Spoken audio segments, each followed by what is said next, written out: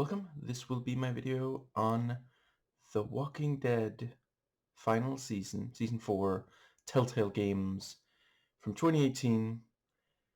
I am going to start with a review that's going to have zero spoilers for anything ever, and then I'll get into what I call the thought section. I'll verbally warn before I do so, and there I will be spoiling all 4 of these and possibly 400 Days. Not Michonne, have not played that one yet, but that one is, of course, the next Walking Dead game that I will play, and yeah, it's weird to be so close to having played every Walking Dead game that I intend to. There's at least one that I've heard some negative things about that I'm not going to be playing. Anyway, the let's see. Sorry, literally just woke up like 20 minutes ago, but we should be fine. I just gotta wind myself up. Yes, the game is rated M for mature, so will this video be. And I absolutely fucking love this one. I don't know how they managed to just hit it out the park with each of these, but it's, yeah. Right, I play this on PC, and I'm not going to give many details about the plot, but I will say I found this to be one of the best of the 4 games in that regard, and they again do something where there's at least one particular element that stays around for longer than one might at first assume, and that enables them to reflect on it in different ways. Like,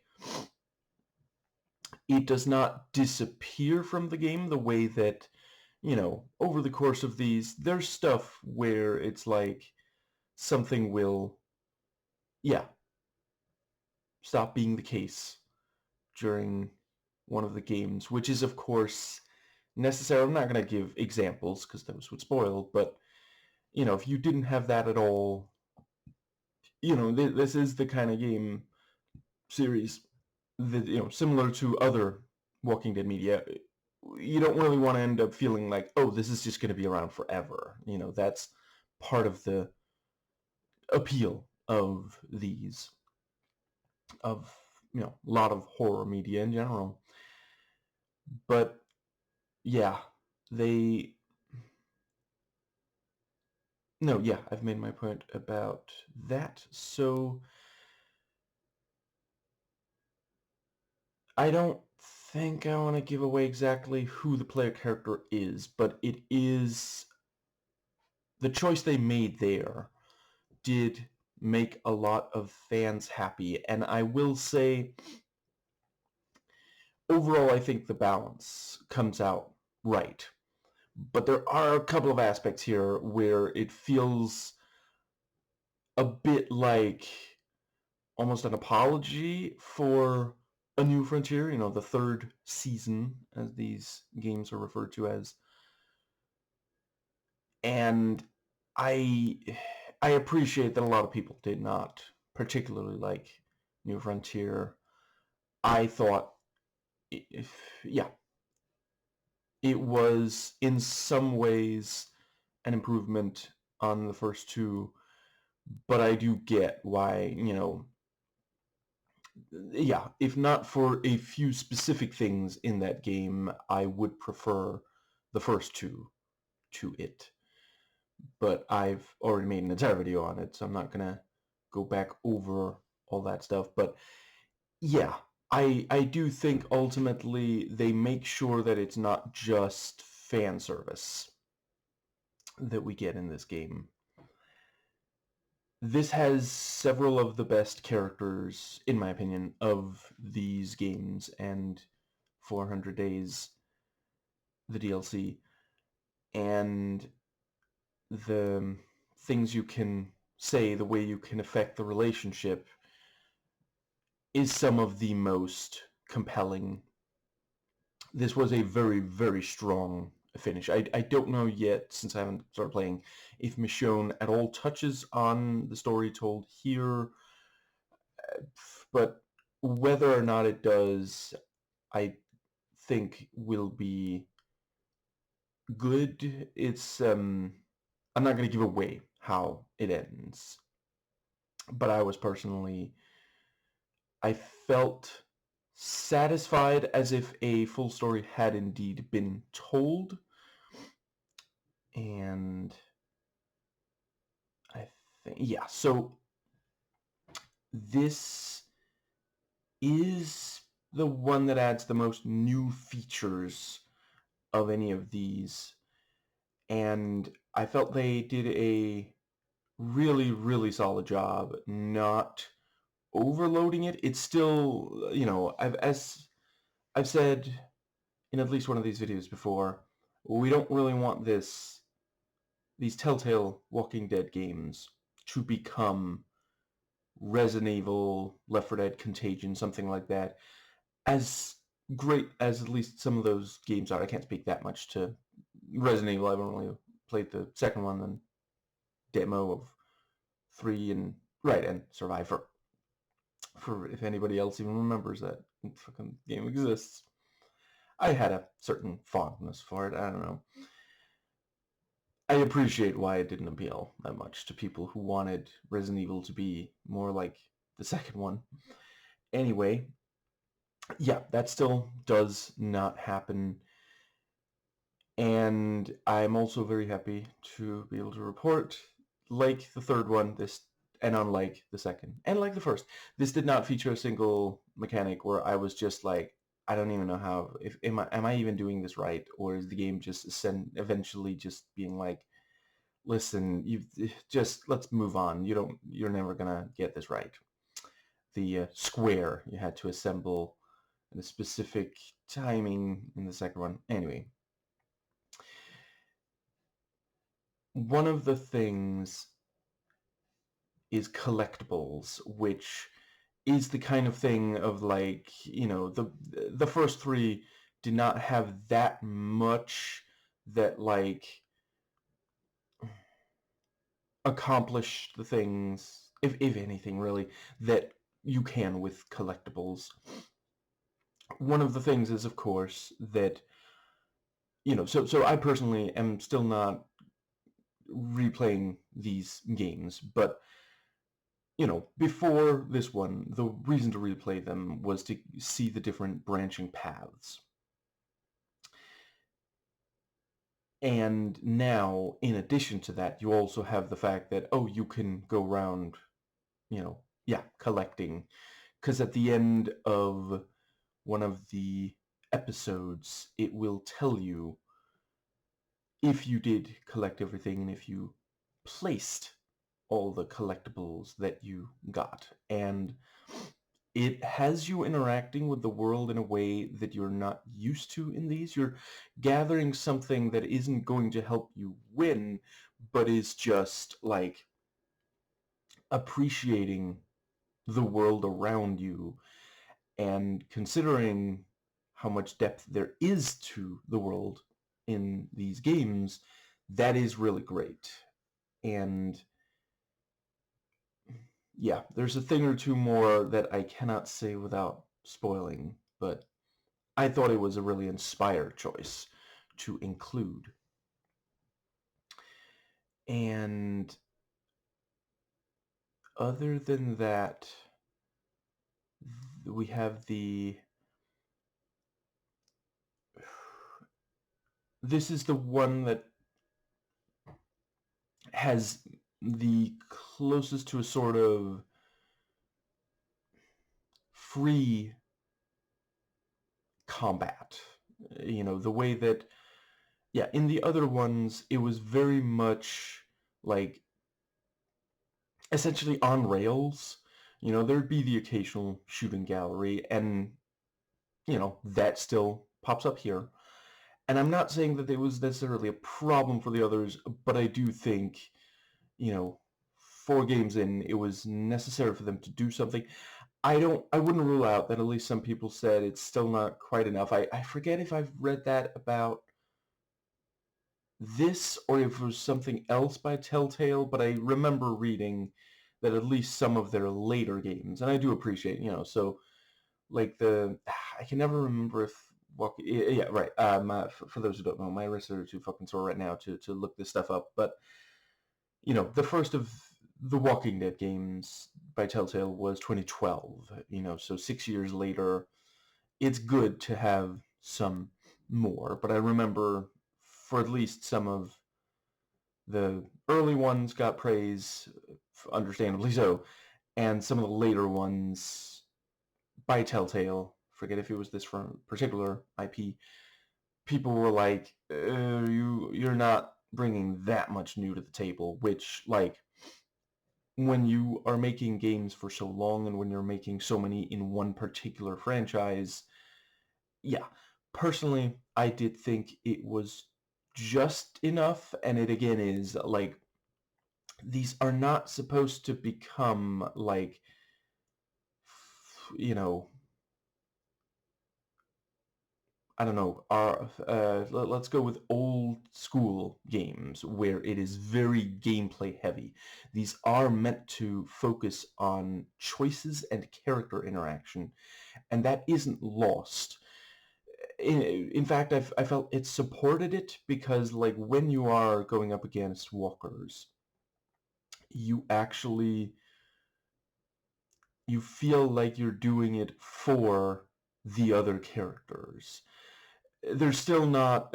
I really appreciate about this. I hope that doesn't happen in the other Telltale games. I do own at least some of them. I will play them at some point. I don't think it's going to be soon. I think I will want a break from Telltale after finishing Michonne, which I have not started yet. I started recording this right after the end credits of this one. But these have not become, what's the word?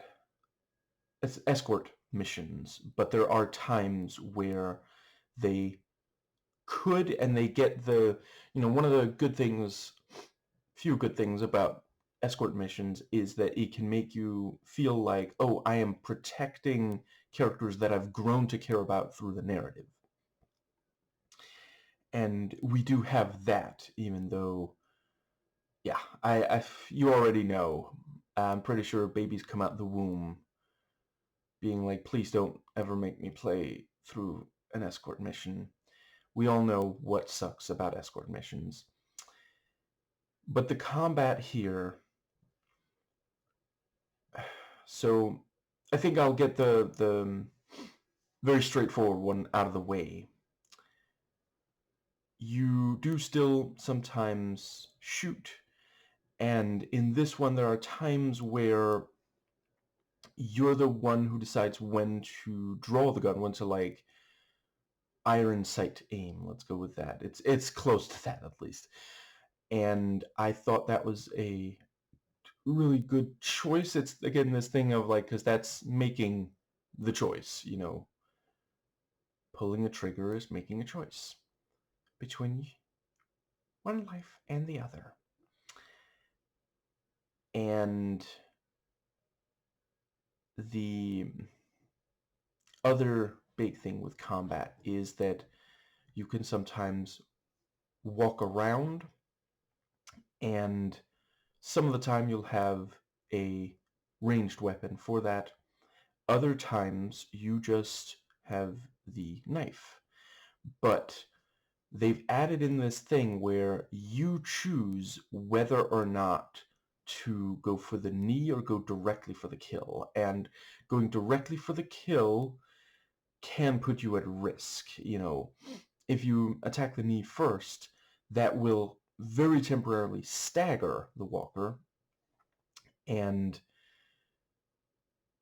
this time around, you may be juggling more than one enemy at the same time. Not literally, not, air juggle a la Tekken, but you have to choose the right time to attack. Because if you are attacked by one walker before you have a chance to stun or go for the kill, they will, they'll do the thing where you have to tap Q until, but if even two walkers attack at the same time, one will hold you and one will bite you, and you have to do that part over.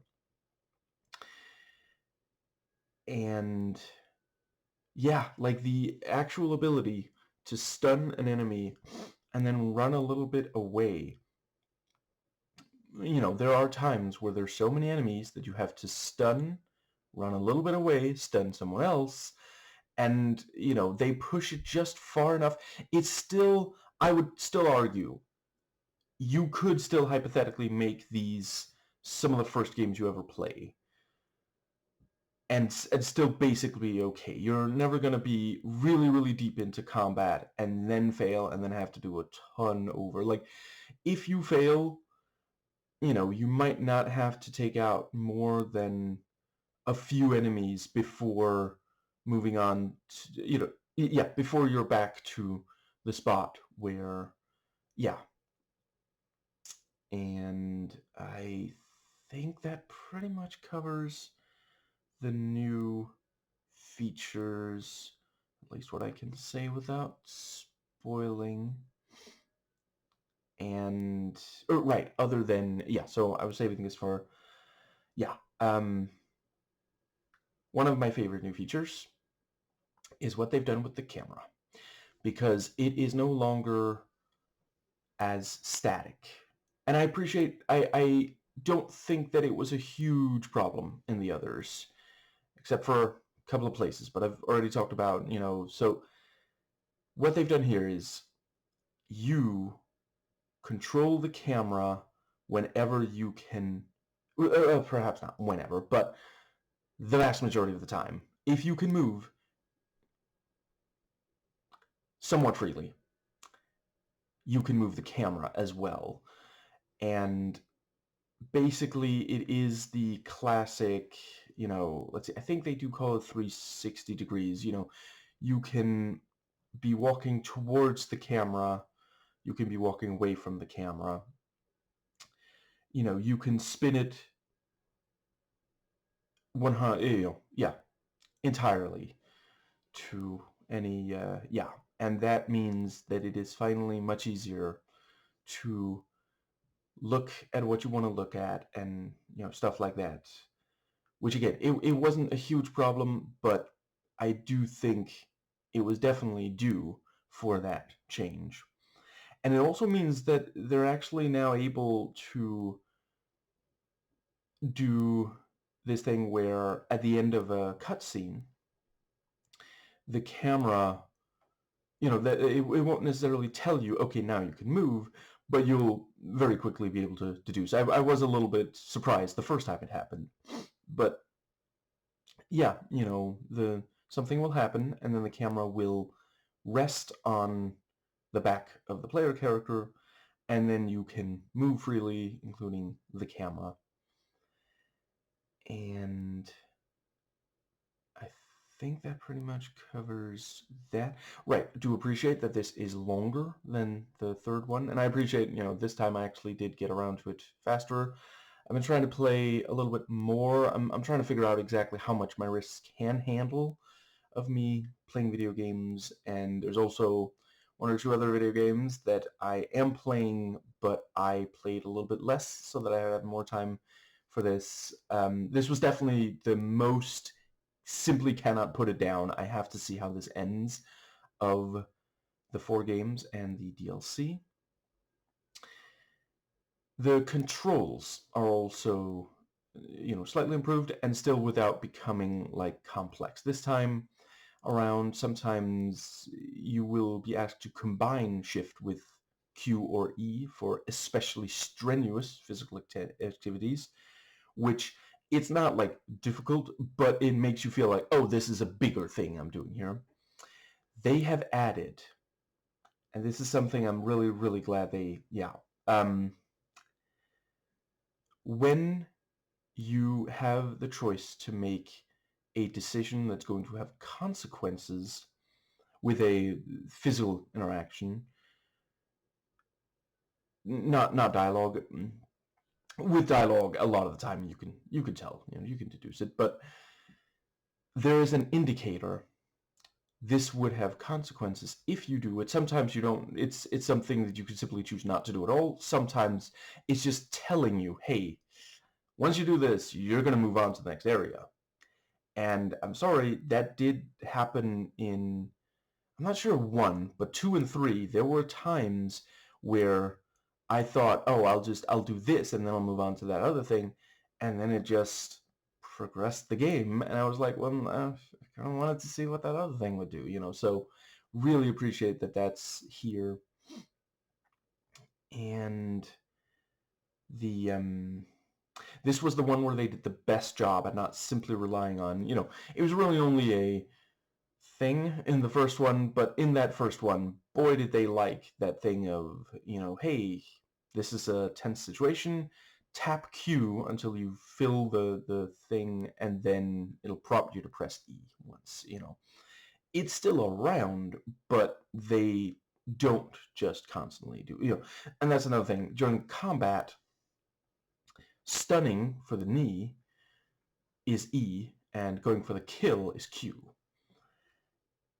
with a couple of exceptions, but they always tell you, and you can, it's very clear what it's going to do because the button, or sometimes it's like a circle, a sight, like iron sight kind of thing, will be over the part of the body that you would be going for, and thus you appreciate, because like you don't think, oh, I wonder, is the knee a kill shot? Like, obviously not. And I feel like that covers the controls entirely. Let's see. I don't know, I guess I'll just briefly mention for those who, in case it's not obvious, the times where you choose when to draw your ranged weapon. You do that by right-clicking with the mouse, and attack is left-click after aiming. And the, I think, right, this has some of the coolest walker designs. And yeah, the AI is obviously very important now that you can free move. Yes, they do quite a good job on, walkers. You don't get to walk so far away that it is, what's the word? That there's like a, that a walker could forget you. Maybe it doesn't help that your player character keeps insisting on singing "Don't You Forget About Me" to the walkers, but hey, they just really, really like the Breakfast Club. But yeah, walkers will indeed follow you around until they reach you or you kill them. And in a way that is just fast enough, and it also helps that there's, as mentioned, frequently more than one in an area until you slim it down to just the one. Yeah, they still feel a threat, but they don't break the, these are Romero zombies. They walk slowly. And let's see. So yes, this one definitely does at least slightly more as far as puzzles go than the third game. It is still not as complex as the first.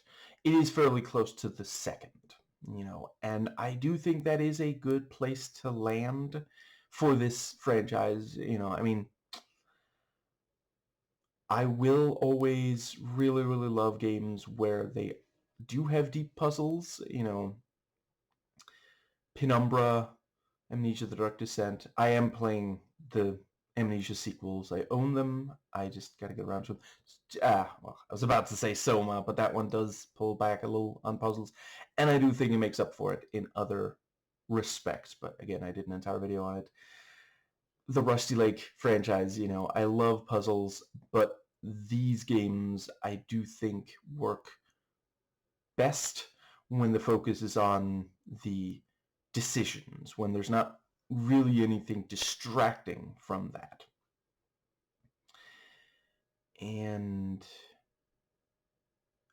I think that pretty much, yeah, that brings us to the graphics. So we once again get a visual upgrade. Things look even better. Like liquid, like water, and fire are at times practically photorealistic here, which is quite impressive. And they also make a choice that I adore. So since the start, these have used elements of the visual style from the graphic novel, but always appreciated. And I don't know if this is like something where they tried it or they just immediately decided or what, but they appreciated that as amazing as the panels of the comic look on their own as you are reading them, as you're looking them in still form, as soon as you start animating them, I don't doubt for a second they would be at least a little bit hard on the eyes. There's some very stark art in those comics. I haven't sat down and read one, but I've seen panels in behind the scenes of the show, for example, and such. And yeah, it works incredibly well in that particular medium, but as soon as they're in motion, so yeah, they would adopt what they could, and here they actually have parts that look like panels. And the very, very smart thing is that it might be the background that has that, because something I've noticed about a number of the panels I've seen from the comic is they do this thing. It's slightly reminiscent of something like Sin City. It's essentially silhouette. There's not a huge amount of detail there, and it works incredibly well. It's very striking to look at. But they don't let it become completely the norm, but they do just enough that, yeah, it feels even more so than the others like a love letter to the comic as well as the first two games especially. And the yeah, they do it, I think, basically every time where it makes any sense to at all. The sound design continues being absolutely spot on, and the music is deeply emotionally engaging. And yeah, the challenge level is about the same as the others overall. Yeah, you're given new things you have to do, but again, the save points are so frequent that it's not, you know, like, and most, I appreciate it might feel grindy and get kind of annoying, frustrating, if this is the very first games you ever play, if these are the first games you ever play, but it is not, I mean, even the very easiest of any of the others, this is like a fraction of the challenge level of Left 4 Dead, Resident Evil 2, Contagion, so I think that does cover, but yeah, it's tremendously involving gameplay for what it is. Again, the yeah, I've made my point. It was the one where I felt the most satisfaction in the gameplay, in addition to the choices still being really effective.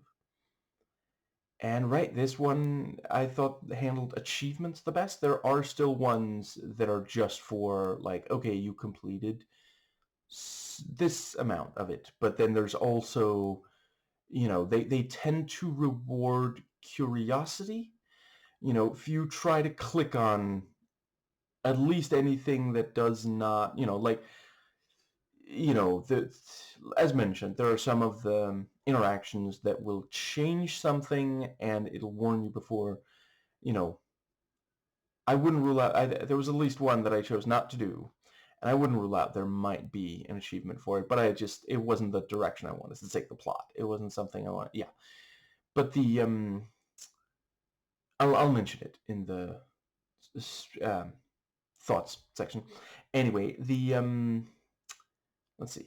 What's the other thing I wanted to say about that? Yeah. Other than that, if you try clicking on everything, it's not that there's always, like, every single thing you click on is going to have an achievement, but there are some that are based on that. And yeah, again, making you feel like there's a reason to interact with the world. And it's one of those things where, like, even if you at first are like, I don't know, I'll just do this, I'm an achievement chaser, whatever, I'll do it.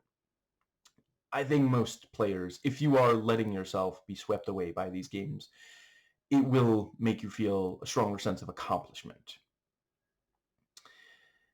And yes, so this was the first of these where I experienced an actual bug that, like, it looked like soft lock, but I went back to the main menu, reloaded the most recent checkpoint, and even just on that one, it worked perfectly. It was only that first time, and that's not a big problem. The various visual glitches do remain. Yeah, there's, like, stuff that might clip through, and let's see, what was that other thing? I forget the examples, but yeah, there's still the occasional visual glitch, and it does still at times, like, take you out of it a little bit. Right, this was the one that had the least invisible walls. Come to think of it, I think there was there more than one? I don't know, I suppose there might have been more than one, but there was only one that I really noticed, because the other one, it was such a tense situation that I wasn't really, like, yeah, right now I forget if there were objects clearly blocking the path or not, but yeah. It was very clear that they made an effort to. Right, there's also, in case you played the third and were like, where's the hub areas, something that was big in especially the first one, this one brings back some hub areas, and in my opinion does it the very best. And honestly, part of it is the fact that you can now move the camera on your own. The fact that it is not forcing you to have to guess, okay, well, if I go in this direction, is that going to move the camera? Is there anything over here, or just another invisible wall, kind of thing. And yeah, like, I felt a sense of, that's a spoiler, I felt an emotional feeling in regard to at least one particular hub area. They really nailed that. It was, yeah. And yeah, there are not too many, and there aren't any where you stay in the one hub area or keep returning to the one hub area just maybe once or twice too many, like in at least one case with the first one. And yeah, the level design continues to be really, really strong. You visit a bunch of different areas, and there's environmental storytelling. You get a sense of, it feels lived in, not just built for the player to walk through, even though obviously the latter is the actual case. And let's see, there was the other thing in regards to that. Maybe that was what I had to say there. And yeah, they also do a good job on, none of the puzzles are, like, completely impossible. There was one point where I got to one and I was like, this is a little more complex than the ones up to this point in this game, and in, the last two of the games. But then it was like, oh, okay, this is the solution.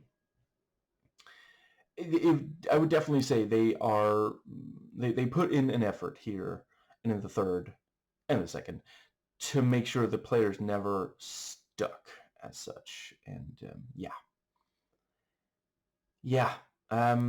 I rate this 9 deeply satisfying conclusions to the story out of 10, and that brings us to the,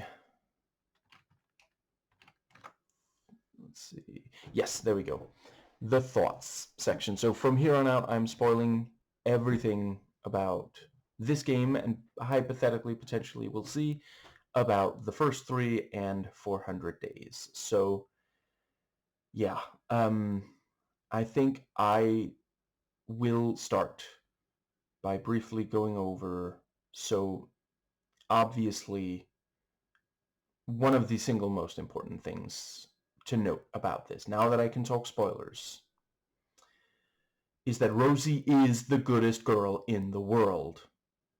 I am so happy that we got positive dog stuff. Like, it didn't feel like anti-dog propaganda. It didn't feel like it was written by a cat in the second one, but I love dogs. They're just, and yeah, at first I was a tiny bit worried that they were doing, more of that, but then, Marlon helped Clem, and Clem later helped AJ. Yeah, so adorable, and such a genuinely well-behaved, like, I kept thinking that they were going to reveal, oh, Rosie went for at least one of those raw fish in the bucket, not understanding that it's not, it's not for her, she'll get food, but no, that's a very well-behaved dog. AJ didn't even have to say, don't touch it, just stay there. Moving on to more actually serious, I was torn on whether or not to mention it in the spoiler review, and then I forgot. But I definitely wanted to say here, I did think this was the one that handled romance the best. In that first game, it did feel a tiny bit like, really? The romance option for, between Lee and Carly. Like, they had interactions, sure, but yeah. The one in the third also worked really well, and I definitely appreciated this thing of, like, I mean, both of these do a love triangle. I do think this is the one where it works the very best. It is, like, the thing in the third one is that it feels like, well, this is responding to stuff that happened off screen or later in flashback. You can make it happen. And then in this one, no, I really, like, as soon as I realized, oh, Violet has feelings for Clem, it didn't feel like a shock. Like, these games do have their share of twists and such. It felt like just a natural progression, because, like, yeah, that's,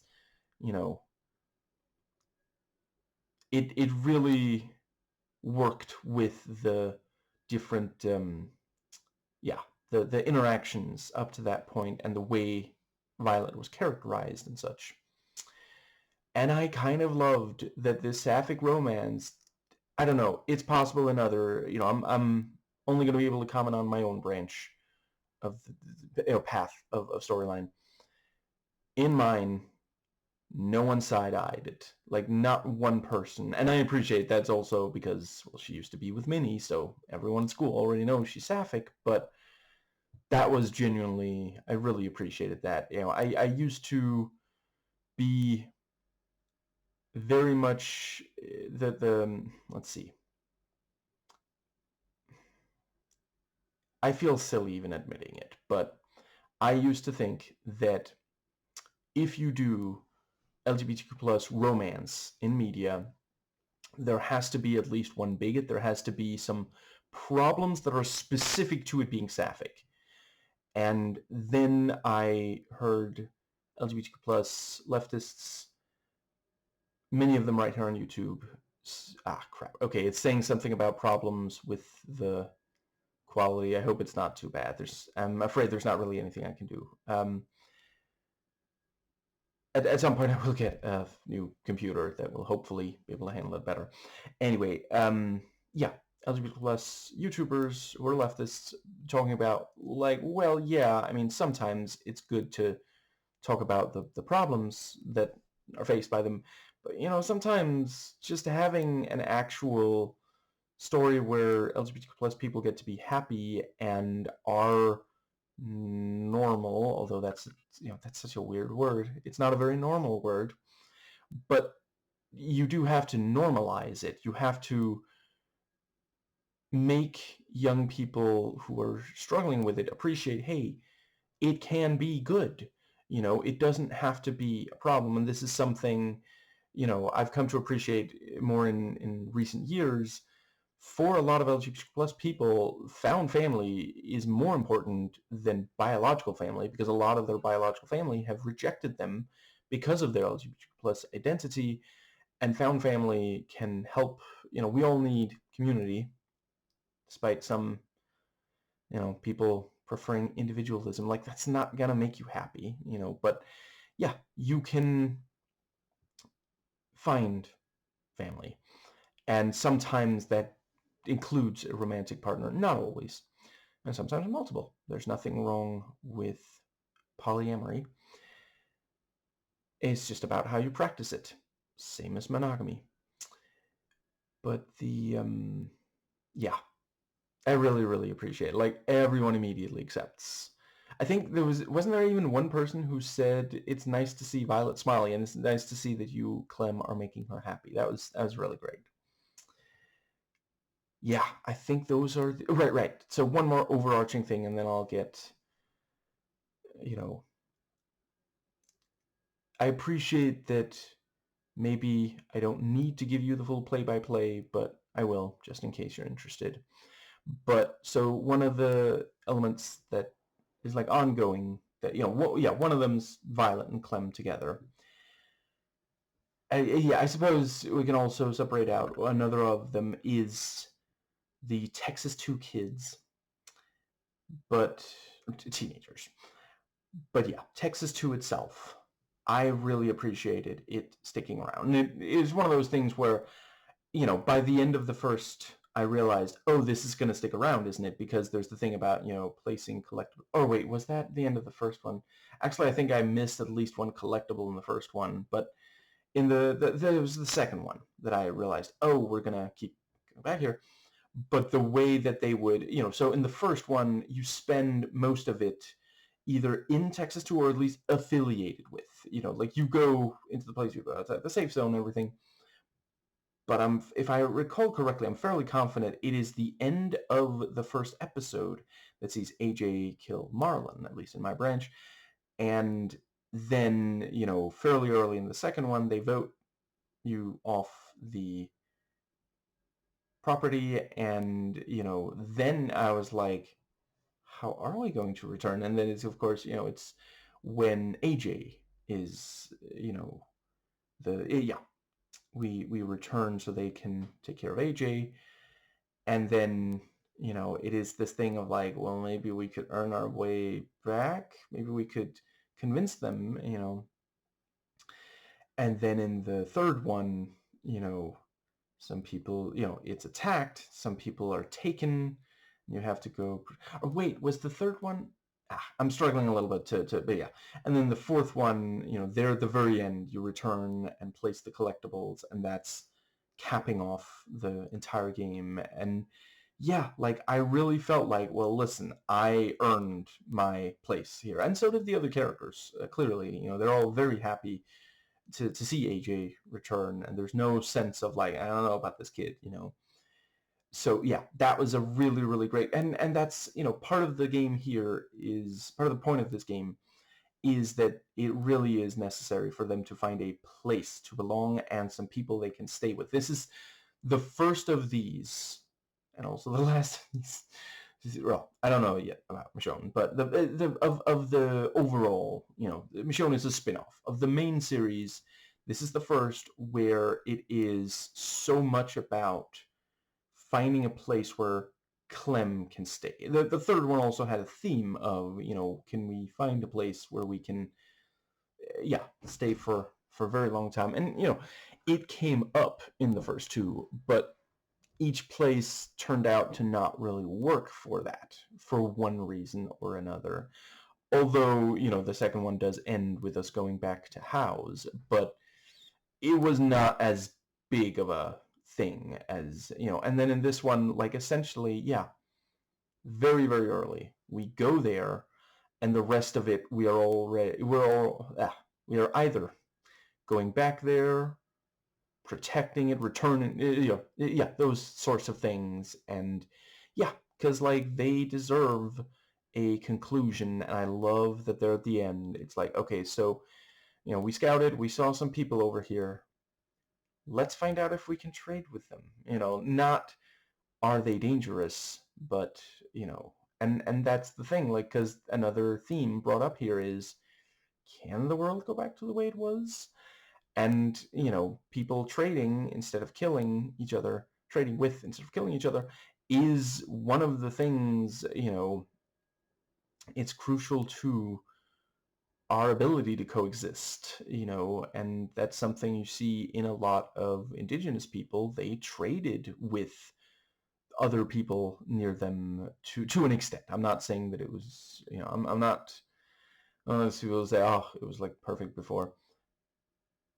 They should have been left alone. They should not have been, colonialism is one of the single most fucked up things we humans have done to each other. But I do appreciate, it doesn't, like, we have to avoid the perfect victim notion, because no one's a perfect victim. And if if the way we talk about not harming people is, oh, but this person was a perfect victim, then as soon as someone, there's going to be people who are like, well, wait, here's some aspect where they're not a perfect victim. Then they might be like, well, maybe they're not a victim at all. Maybe they deserved it. Maybe they're better off. Such a fucking ridiculous idea. Nobody's better off having been robbed, enslaved, even killed. Yes, that brings us to the overarch. Right. So I already in one of these videos talked about the and now I suddenly can't recall what that YouTuber is called. So I believe his real name is Ian Danskin. I don't think he posts to YouTube anymore. He does post some stuff to Nebula. He used to do How to Radicalize a Normie series. He did a really fantastic series of videos on Mad Max Fury Road, a movie that I do now own, and I will get to it at some point. I'll do all 5 of those movies. I own the first 4. I'll get my hands on the 5th. Yeah, I am afraid I simply do not recall the YouTuber's name, but the yeah, I mean, if you search for how to radicalize Normie, anyway, he did a really fantastic, at least one really fantastic video on these games, this series. And other than that, it feels silly to not recommend something more recent. Cat Black did a really, really solid video. What was the title again? Yeah. Let's see if I can think of at least one I can recommend where I remember the actual title.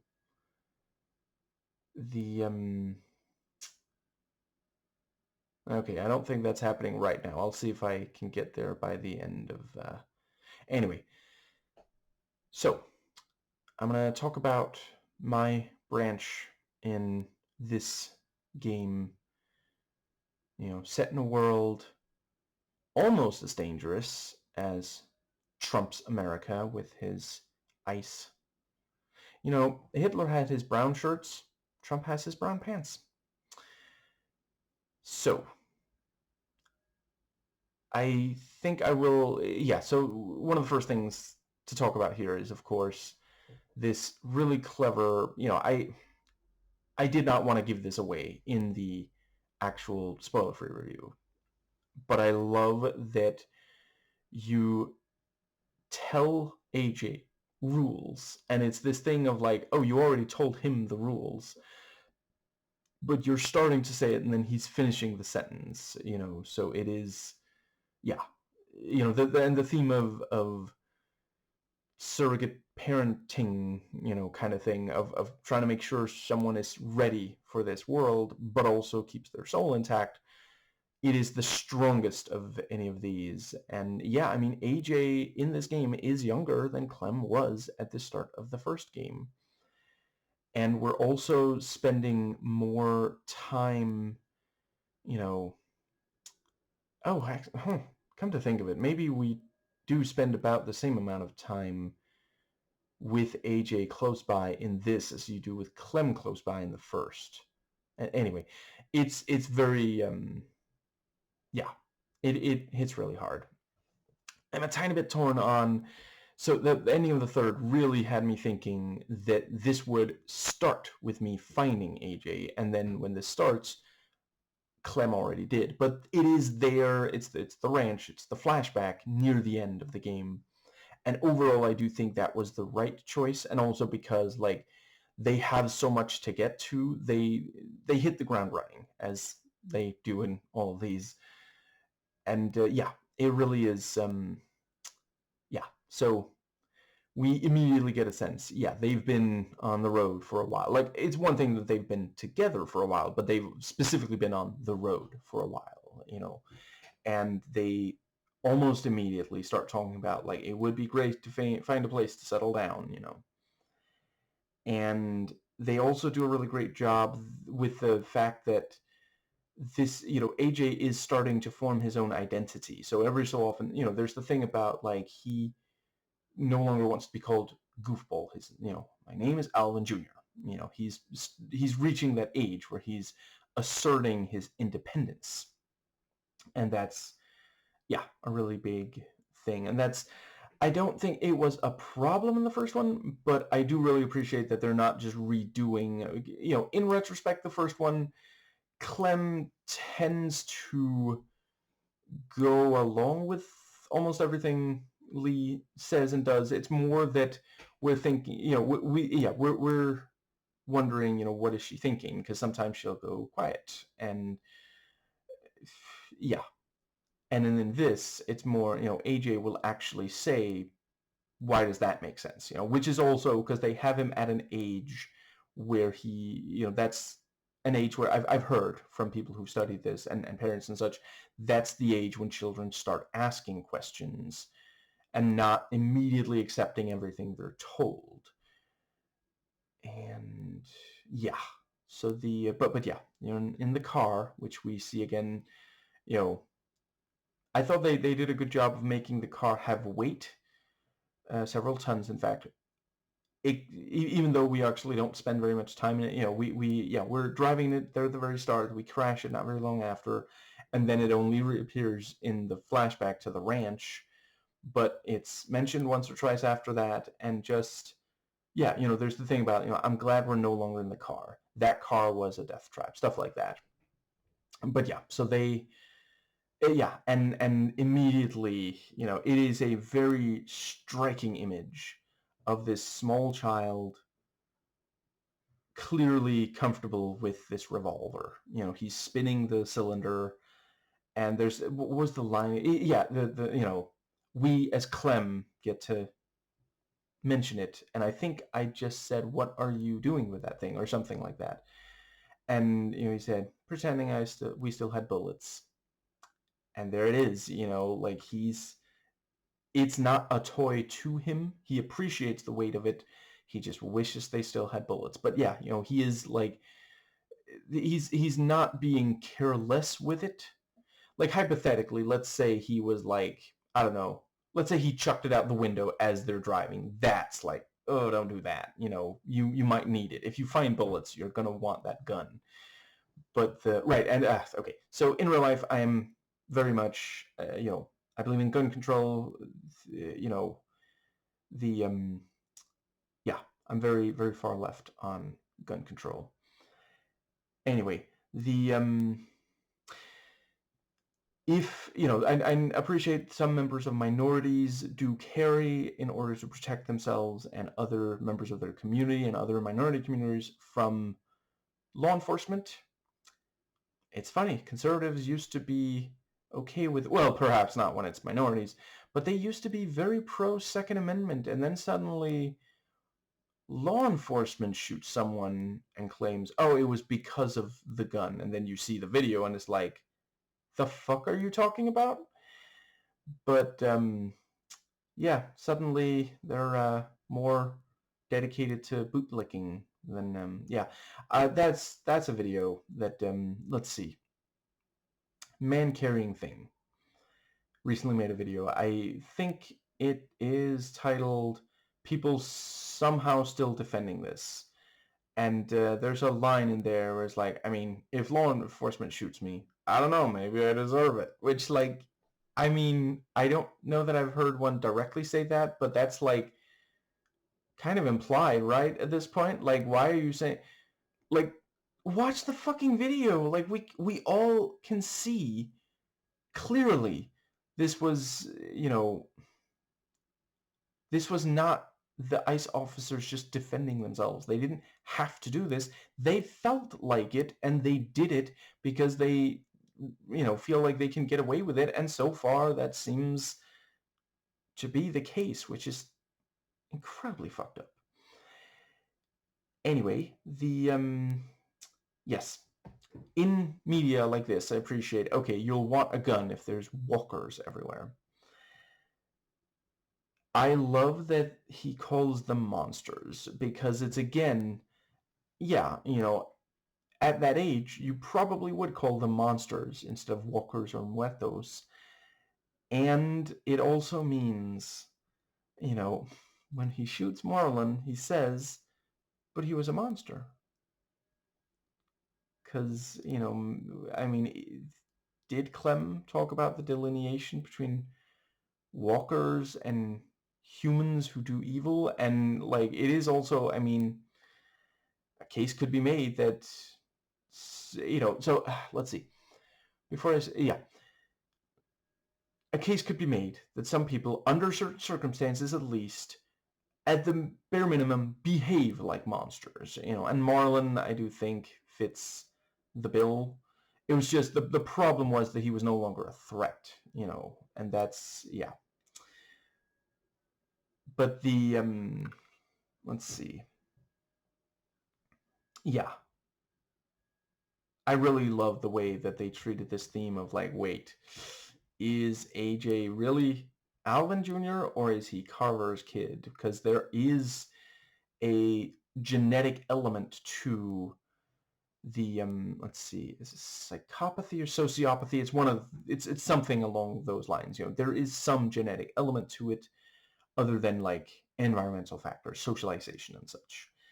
So yeah, I and that's the thing. I never really worried in the first game that I would turn Clem into just, like, yeah, someone who would kill a defenseless person. Really, I was more worried. I was worried about if I would be able to prepare her for fighting walkers, and if I would be able to also maintain her soul to make sure that she isn't just miserable all the time, that sort of thing.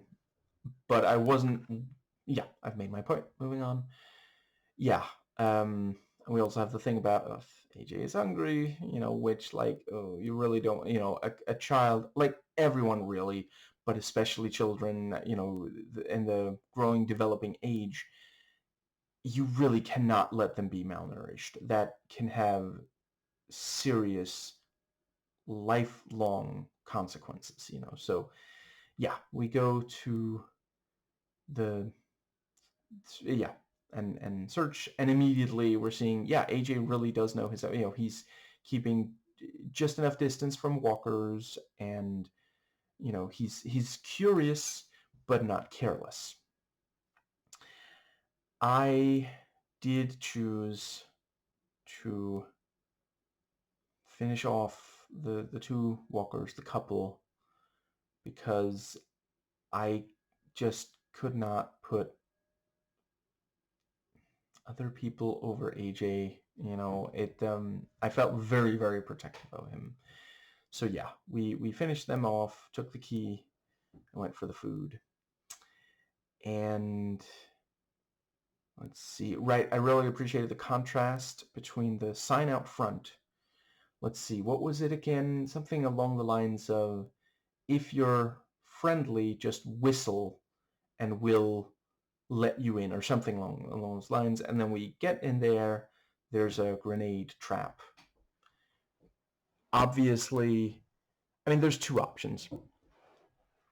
Either it was a trap to get rid of competition, or the trap was set, or the grenade was set up after the sign, possibly by the same person or group, and they maybe didn't think to remove the sign, or maybe they were going to, but then walkers prevented them or something, or it was set up by someone else, and maybe they wanted it as a trap, maybe they didn't remove the sign for some other reason, but yeah. And yeah, immediately you have this thing. Yeah, that was very, very tense, and a great way to establish another theme that, and it's not unique to this game. It was in the first three as well, and DLC. Sometimes the human survivors are a greater threat than the walkers, because like that was not set up by a walker, obviously. And yeah, I did really appreciate this theme of like, I will say I did think about like, wait, is it okay, because like that was their dying wish, and yeah, later we have James say that he believes there's still something left of the person in there. And so yeah, I thought it worked really well to set it up there and have us weighing it against, a hungry child. And then later we have this thing of like, because yeah, I mean, ultimately, if we end up at Texas 2 anyway, I'm not calling it Erickson since the characters don't want it to be called Erickson by the end of the game. And I'm not sure they had wanted it to be called that for a while. So, but if we end up at Texas 2, I mean, that's where AJ gets food. We don't get food from the booby-trapped place anyway. So one way or another, he maybe still ends up getting food, but it's about whether or not it's Clem who makes, or not makes that happen, because it still takes us to, but if her decision favors him eating. But yeah, you have to weigh these decisions, and then later James says, oh hey, I mean, he doesn't know that you purposely killed walkers, that you technically didn't even have to. I think that does bring... Yeah, let's see. So I told AJ never go alone. And... Right, I thought it also worked. So it's... I think it's just a trailer. I'm not sure if it was ever going to be in the game, but I watched the two trailers on Steam right before I started recording this. One of them had AJ going over a bunch of the rules. And at least one of the things he said was not something I had, I in my branch chose for him to say. But it's a good way to just show, hey, this is a feature of this game. Because it is, the rules, it's not quite like how we interacted with Clem in the first, Sarah in the second, AJ a little bit in the third, I guess. It's new, and it's a really good way to, and that's again something, with a child at that age, yeah, rules are crucial, and you don't necessarily explain everything, but you have to tell them things that they can repeat and act on. It is impossible for them to safely discover everything, that the world, yeah. Yes, that brings us to... So yeah, there's the explosion, and we get into the car because it drew walkers, and we drive off, we crash, and yeah, waking up, yeah, I was at first thinking, who did this? Is this like the dairy in the first game, or what's... And let's see, I think... Yeah, and so we, yeah, the knife. And let's see, I think, yeah, 10. I met 10, and he was holding a, a blade, and the choice I made was to say, drop your weapon, you know, because that felt like the least. I didn't want to because it's just a kid, and that was a very smart choice. Like 10 is the youngest before AJ gets there, so or is it Billy? He's one of the youngest, and he does not look threatening, but I mean, I almost found myself thinking, like, is he gonna hurt himself? Like, is what is yeah. And then Marlon showed up, said I should drop mine, and I thought it worked really, really well. That was another thing that I did not want to give away in the spoiler-free review. I love the fact that, yeah, like, your new group are all teenagers and children. There's not one adult to be found. So Clem is actually around peers in age, at least. And that worked really, really well. Each of these has something that we hadn't seen before. I mean, the first one is just the first, Walking Dead Telltale game. So I forget if it's the first Telltale at all, but the each of the other ones has some, and I've talked about the other ones, but yeah, in videos on those. So I'll just focus on this one. Yeah, it was really, really clever, because one of the themes of these is, can you even prepare someone so young? And here we have some who were indeed, because they've been surviving for years now, and that is such a great way to. I mean, they've been there for longer than AJ has been alive. That really tells you this place used to be safe and could be safe again. But yeah, I fairly quickly started trusting Marlon and the others. And, early on, I was apologizing for AJ and telling him, I understand why you did what you did, but you really can't. And yeah, it just felt like the right thing. I wanted to make sure that the Texas Twos were comfortable keeping us around, and it also just felt like, I mean, yeah, I meant it. I understand why AJ is doing what he's doing, but he, he can't keep doing that, and yeah. And I really appreciate it. By the end, Ruby is, burping along with AJ, and at the start, it was the thing about, I mean, he bit her, which we can understand why, and yeah. And that was also like, it was already a strong introduction to her, but then later we find out, oh, she used to get in fights a lot, so she really has changed, although I don't know. I mean, hopefully she would never have struck someone so small compared to her, but even so.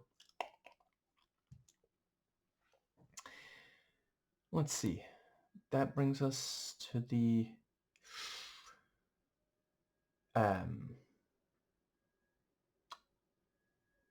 where was I? There was definitely something else that I wanted to say about that introduction.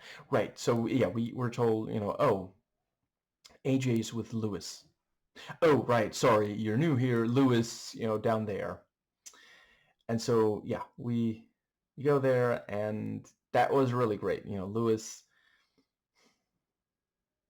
Lewis is genuinely wonderful, and I don't know, I almost felt bad choosing Violet over him, but I'm sorry, Clem deserves love, and I did, and so does Violet.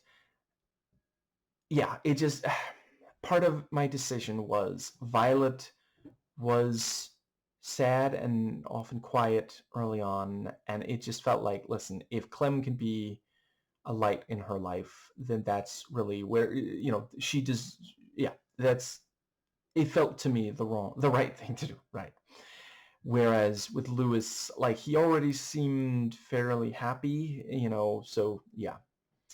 but it was great that he was playing for, and AJ was just sitting there listening attentively because like he's not used to anyone playing music for him, like that was really great. And let's see, I did not push AJ to join Lewis in playing because he seemed so reticent, and he just bit someone, so I didn't want to push too hard for that, and Lewis continued playing the original song, and yeah, right now I forget if it was a choice or if it was just what Clem said automatically, but yeah, certainly in my branch, Clem said, "Don't you know any other songs?" And then he starts playing Clementine and singing, and I was trying to make friends, so I told him I love that song, and which is also the kind of thing, I mean, he's just trying to like be fun and charm them. It's not, you know, he could do significantly more offensive. He's teasing her basically. They're teenagers. You know, I don't necessarily think that it's wrong to like if you spend your entire life teasing, like as long as it's people who are okay with it, and yeah, he's perhaps also testing. He's seeing, is she okay with this sort of thing? And let's see, I think the next thing was making friends. I talked to everyone, and that also worked really well. That I am moving Clem with the controls, but as soon as I walk up to someone and press F to interact, AJ walks up right behind, and yeah, the introductions are made. And let's see, I think yeah,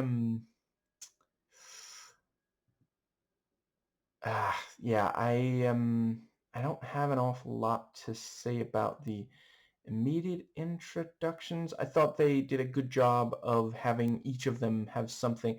Let's see, I think Mitch was a little bit standoffish right away, and yeah, that is like he can be that, and right, I had AJ apologize to Ruby for biting, and yeah, she was receptive to that.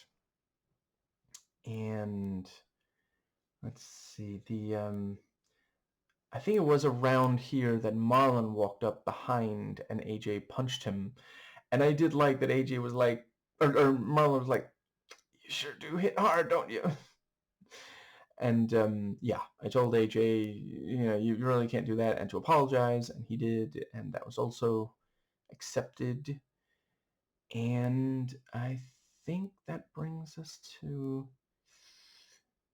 yeah, at the, when they're eating, let's see, I think, yeah, I told AJ, I encouraged him to have manners because what was that Ruby? It was at least one of the others was a little bit, uncomfortable with which is also, because AJ has been on the road for so long, he's not used to eating around anyone other than Clem, and Clem is just basically okay with it because it's not that big a deal of versus boarding school kids, who like, I mean, they might be like literally physically struck if the you know someone working there realized that was happening, whether it's necessarily legal for them to do so or not.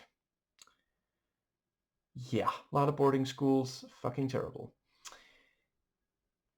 And let's see, yeah, so by the end, right, I let AJ sleep on the floor. I wanted him to take it at his own pace, And then, at night we hear the argument, and so we go. Oh, right. That's yeah. So yes, we have the thing where. Oh yeah, yeah. So because yeah, we're asked to go and help, deal with food, and we see that someone has sabotaged some of the traps, and not a lot was in the rabbit traps either. When Marlin, let's see, yes, Marlin had me, choose and told me about the safe zone, which of course, we moved outside of. But yeah, he said he wasn't sure if it would work out with the two that with the traps, because I think it was it Lewis. Yeah, there's this running theme of maybe Lewis isn't gonna do, because he's trying to cheer people up more than working for survival, which I understood why. Yeah, I did still go with Violet, and yeah, because it just I wasn't, I felt like Violet was the one who needed company and cheering up and such. And my mouse did not let me select options, which is part of why I just got a new mouse. It's not the only game where it's happened, but it was the one where it was most frustrating. So unfortunately, I did not answer Violet twice, and then she said, "I guess it's weird with you too," which I would have selected ones that would like try to cheer her up and say, it'll work out, you'll be okay. And then so we did not have enough food, and I suggested going to, outside of the safe zone to the train station. It was very fun with Lewis. At first we're like, what the fuck is he doing? And then he does start properly distracting them, and like he doesn't have to go hard. He can just but he's actually like sort of talking to them, taunting them, even though they don't understand. Like it's just about making noise, But yeah, it was not unlike watching a blooper from Burn Notice and seeing, Bruce Campbell actually saying something, even though he knows they're not going to use the audio for it because it's a background thing. But yeah. And Abel showed up. I like the way they handled, so, more than once, AJ pops up, hands a can, and we have to point to it and press F, That helped to make it feel like, oh wow, we're getting food. This is gonna work out, And then Abel shows up, and we have the thing about, the Bible verse cigarettes that were also found near the broken traps, And I did not attack. I told him to just leave, take what he wants and leave, something like that, And it's again, like the other games, it's one of those choices where, like, it felt to me like the lesser of the evils, because like I was genuinely worried. I felt pretty confident that Clem would not be able to defeat him if she, or wait, or was it tell AJ to attack? Right now I forget, but one of those. And yeah, I was thinking if there's violence so close to AJ and it was Clem's decision, that's going to make him feel less safe. He's going to bite and crotch punch everyone. And, ultimately we did return with a lot of food. And when we get back, I'm afraid I'm struggling to recall her name. But yeah, she's very upset by it, and Marlon like tries to calm her down, and we realize not very long after why this yeah. But yeah, then there's the loud argument in the evening, and we're woken up. We go there and sneak up and hear what they know. They already knew Abel, and yeah, that is part of why they have the safe zone. And at the end of the game they say the earlier safe zone or something. So yeah, they are not as they're changing those rules, which is probably going to be necessary. They were struggling for food before we got there, so yeah. Yes, I think that brings us to the part where, yeah, so Marlon loses his self-control and attacks. And right now I forget who it was, but there was also someone who said, do you know what plans Marlon has for you and AJ or something like that? Maybe that was her. But yeah, so he hits her too hard and then is in denial about it. He's like, no, we can fix it, and he leaves and locks the door. And so yeah, that was really, really tense. Moving around that area, no weapons, for some of it, no light. And we know that she's there somewhere. We walk all the way back. There's the blood stain, but she's not there anymore. So she did turn, and she's around somewhere. And yeah, we knock over a thing on her and have to fight really hard to actually finish her off. And then we use a ruler's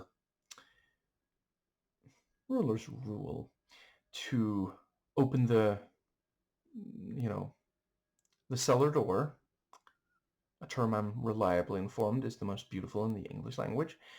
And we go and confront. And I did think they did a really great job. There was a little bit of a Lord of the Flies thing going on there. But the thing about, Marlon killed her, and then Marlon says, no, look, her hands are bloody from the other one, God damn it. But yeah, I managed to turn the tide there and get several of them on my side, and they were telling Marlon, put down the gun, and yeah, it was really very clear, once he started pointing at the others. Like, it's one thing when he was pointing at Clem, but he starts pointing at other Texas 2s, and yeah, the AJ shot and then said, you said aim for the head. And that's the thing, because one of the other options was, be something about, like, be careful who, only ever shoot walkers, because I was thinking, one of the reasons I did put thought into not choosing that one, I was thinking, if I choose that, there's going to be a time in this game where they're going to have AJ not shoot a human because I told him to only shoot walkers, and it might, I worried that it would get someone else killed. And I mean, I wouldn't rule out that maybe does happen in that branch. I knew that it would probably end up with AJ shooting at least one human, and I was just hoping that it would be someone that he needed to shoot. Yeah, that's a really, really strong ending to it. Originally, people would get these one at a time, and that's definitely, if that doesn't get you to get the upcoming episodes, nothing will. And let's see. So yeah, there's the vote. I accepted it because I felt like it's, I really don't want to be, someone who is telling them, hey, don't, because, like, I understand their decision. Violet was not super happy that I didn't push harder. I think, yeah, and that's when we leave. Right, and let's see, I think I was given the choice between, like, expressing anger at them, like saying fuck you for making us leave or something like that. I chose the option of saying, I'm sorry that this didn't work out. We should have been, I'm sorry AJ did what he did, kind of thing. And yeah, not very long after, we run into Abel and then a familiar voice. And again, like, the actors on this, like, I especially noticed it before this game with Clem, but here I also noticed it with Lily, like, really, really solid work at aging the voice, because, like, that is, like, I guess at this point, saying voice acting is underrated is probably not. I think by now people appreciate how difficult it is, because, like, a lot of stuff that has voice acting is extremely popular, stuff like anime, So what I'll say is, this is one of those cases where you can really see. Like, if you don't believe me, try it yourself. Try recording yourself. You don't have to show it to anyone, but try recording yourself and doing the voice of, when I'm afraid I forget her last name, but I believe her first name is Melissa, who plays Clem. When they did the first game, let's see, I believe I looked her up a few days ago. I think she's from like 1975. That first game came out in 2012. You can do the math, and she's doing the voice of an 8-year-old, and then by now she's doing, like a teenage voice. Yeah, really, really excellent job. And yeah, with Lily as well, because like it's one thing that years have passed, but it's another that she's also hardened. Yeah, just fantastic. And yeah, with Lily, I never thought that we would like end up allies, but she did have a gun, and so did Abel. So I tried playing, I tried to not be too. Later on, I was more like verbally aggressive towards her, but there first, I said, I remember you, and you know, I accepted her hand when she helped me up and such. But yeah, the fact that it's, like, okay, she didn't know it was Clem, but she still put her boot on the neck of a teenage girl. I wonder how many ICE supporters would say, well, I'm sure she deserved it. Or is that only when it's like, you know, tool of fascism that's doing that to you? Remember when they would insist that, oh, Obama's going to be a fascist dictator, a communist, fascist dictator, and he's going to take away and then, take away all these rights and have, armed men in the streets to oppress us. And now that Trump is doing it, they're like, good, this is what I voted for. I wanted this. There are a number of conservatives who genuinely, just as long as it's one of their guys, they would prefer a fascist dictator to a democratic leader. I think that brings us to the, let's see. Yeah. I told Violet and Lewis to run away rather than attack because I felt pretty confident that they would not be able to kill Lily. I wouldn't necessarily have minded if they did, but,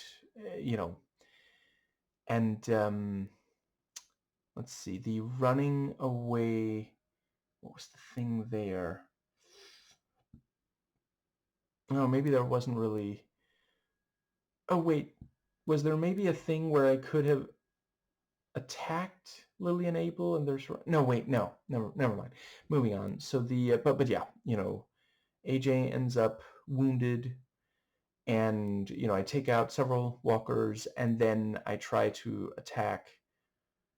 I did notice that walker looks unusual, but it said attack, so I did, and then he stopped me. And James was also really, really great. Like, there was more to that character than at first I would have thought, and I thought it worked incredibly well. The way that he is so like gentle with his voice, because yeah, he's been living around walkers. He doesn't interact with other people very much.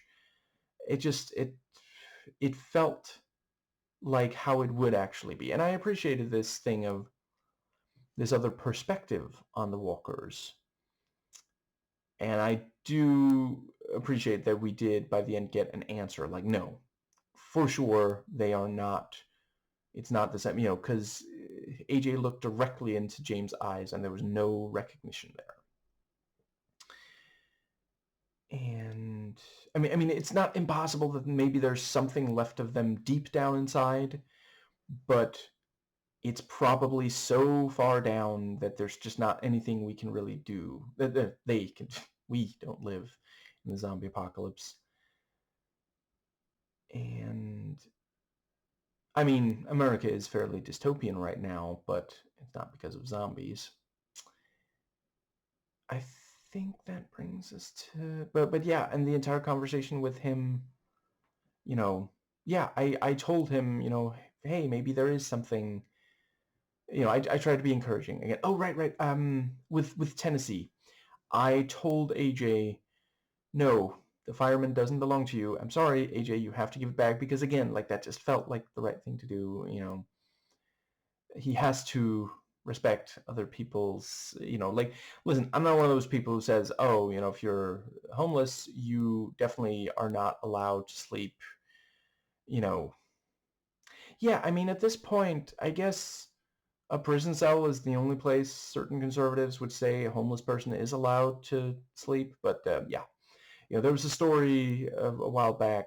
Um, I thought Some More News did a fantastic job covering it, where, like, yeah, a homeless person, like, broke into a stadium and slept in there, and that was supposedly bad.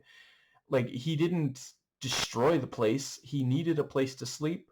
It wasn't being used. Like, I think legally there should be, you know, if a building is empty and safe, like, not condemned, yeah, if someone, needs to sleep in there, there should be, like, some system where they can sleep in there. Anyway,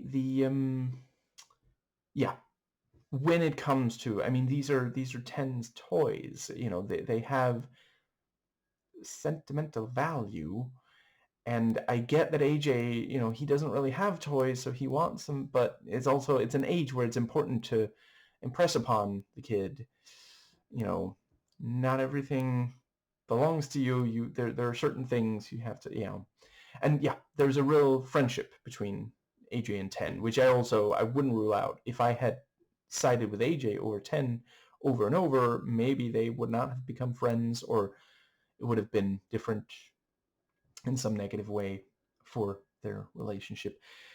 But yeah, both with the firemen and the crayons, I think, were the other thing. Right, and I did, let's see.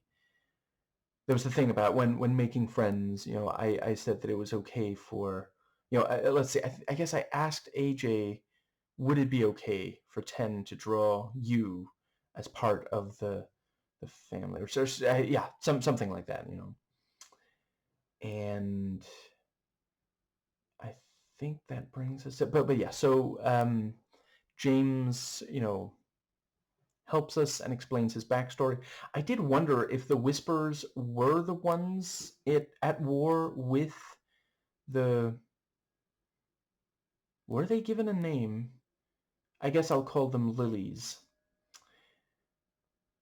Yeah, or if it was someone else. But I appreciate that we, the player, didn't really end up in the middle of, or we never really spent time around the other side of that. It was just that, yeah, lilies were trying to kidnap Texas 2s, turn them into soldiers, killing the ones who refused to become soldiers. Like, you could have just sent Sophie back to Texas 2, right? Like, you didn't have to, but yeah. Minnie was a really well-rounded, complex character. I really appreciated that. But yeah, so we carry, we go back to to Texas 2, and yeah, Billy.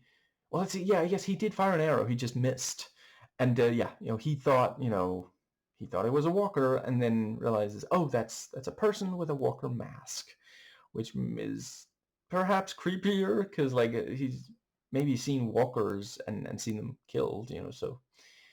But yes, I think that does. But yeah, I really appreciate about James, like, even when he's telling Clem not to kill him, like, it's just this gentle no. But yeah, so we bring back, and yeah, Lewis comes around, and he's already, he's smiling. He's probably gonna tell us, I can't let you in, but we can talk through the bars maybe, or something. But no, instead, he sees AJ, and yeah, at that point, like, what kind of fucking asshole is going to deny the child medical care, like, so yeah. and yeah, and we managed to convince them to let us stay. And I think the next thing was the yeah, that's when we have the thing about how yeah, right now I'm struggling to recall why it is they're so confident that the lilies will attack, but yeah, they that was also really really effective, like actually having the player fight for Texas 2.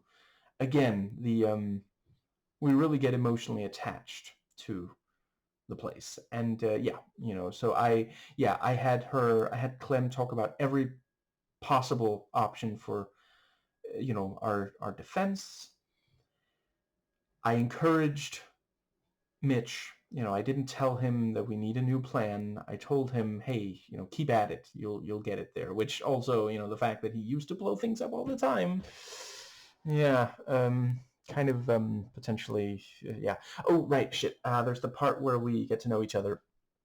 I did not ask about Marlon's hair because it felt rude. I guess I chose all the other questions then. For the dare, I told, uh, was it Asim maybe? I told him to ask Ruby for a kiss instead of kissing a Walkerhead. Like, again, lesser of two evils, because it's like Walkerhead, that's kind of gross. And like, hypothetically, maybe Ruby will, you know, and I mean, they seemed in at least slightly better place together by the end, so maybe I made the right choice, but it did say relationship has changed, and I think that covers that bit. So yeah, the there's the part where we are, yeah, so we prepare and they do the time lapse. Wasn't expecting that, but that was really nicely done. And yeah, 2 weeks later, and then we have the other thing where they're talking. Let's see. I think the is that the part that leads into, yeah, we have the thing about the no, wait, yeah, that's got to be after, because the thing about Ruby plans a game instead of Lewis, because Lewis is gone, so that's got to be after the siege. Yeah, I think this is the part where we go with Violet, and yeah, like as soon as we're there under the starry sky, like, okay, this is a date. This is like, yeah. So at first I said, let's see, there's the thing about, she says this, right, and the connecting the stars also, there's just enough interaction that we feel like we're doing something, but it's not like difficult or something. And yeah, stargazing can be very very sweet and romantic. But yeah, at first I said, Violet was describing the different ones, and let's see, for one of them I said that's all of us. I forget what I said for the other one, but yeah, once then she, yeah, there was one thing Violet said where one of the answers was, I have feelings for you, and that was what I chose. And then I said, and I want to take it slow, because like she's still clearly upset about Minnie, understandably so. So yeah, and yeah, that was a positive. Violet was receptive to that, and I think that brings us to the actual siege. So yeah, very nicely done on right, and yeah, Violet was not super happy about my honest answer that, I mean, we're not quite ready, but we're trying, and right, I also like the fishing mechanic. That was very nicely done. And the fact that you now use a bow and arrow, even though some people have pointed out, where are the arrows coming from exactly? But I thought it worked. It's that thing of like, that does not, the sound does not draw walkers, and it's much easier. You can 100% believe, yeah, they've been surviving on this for years now, because like if you've got access to a tree and a knife, you can make an arrow.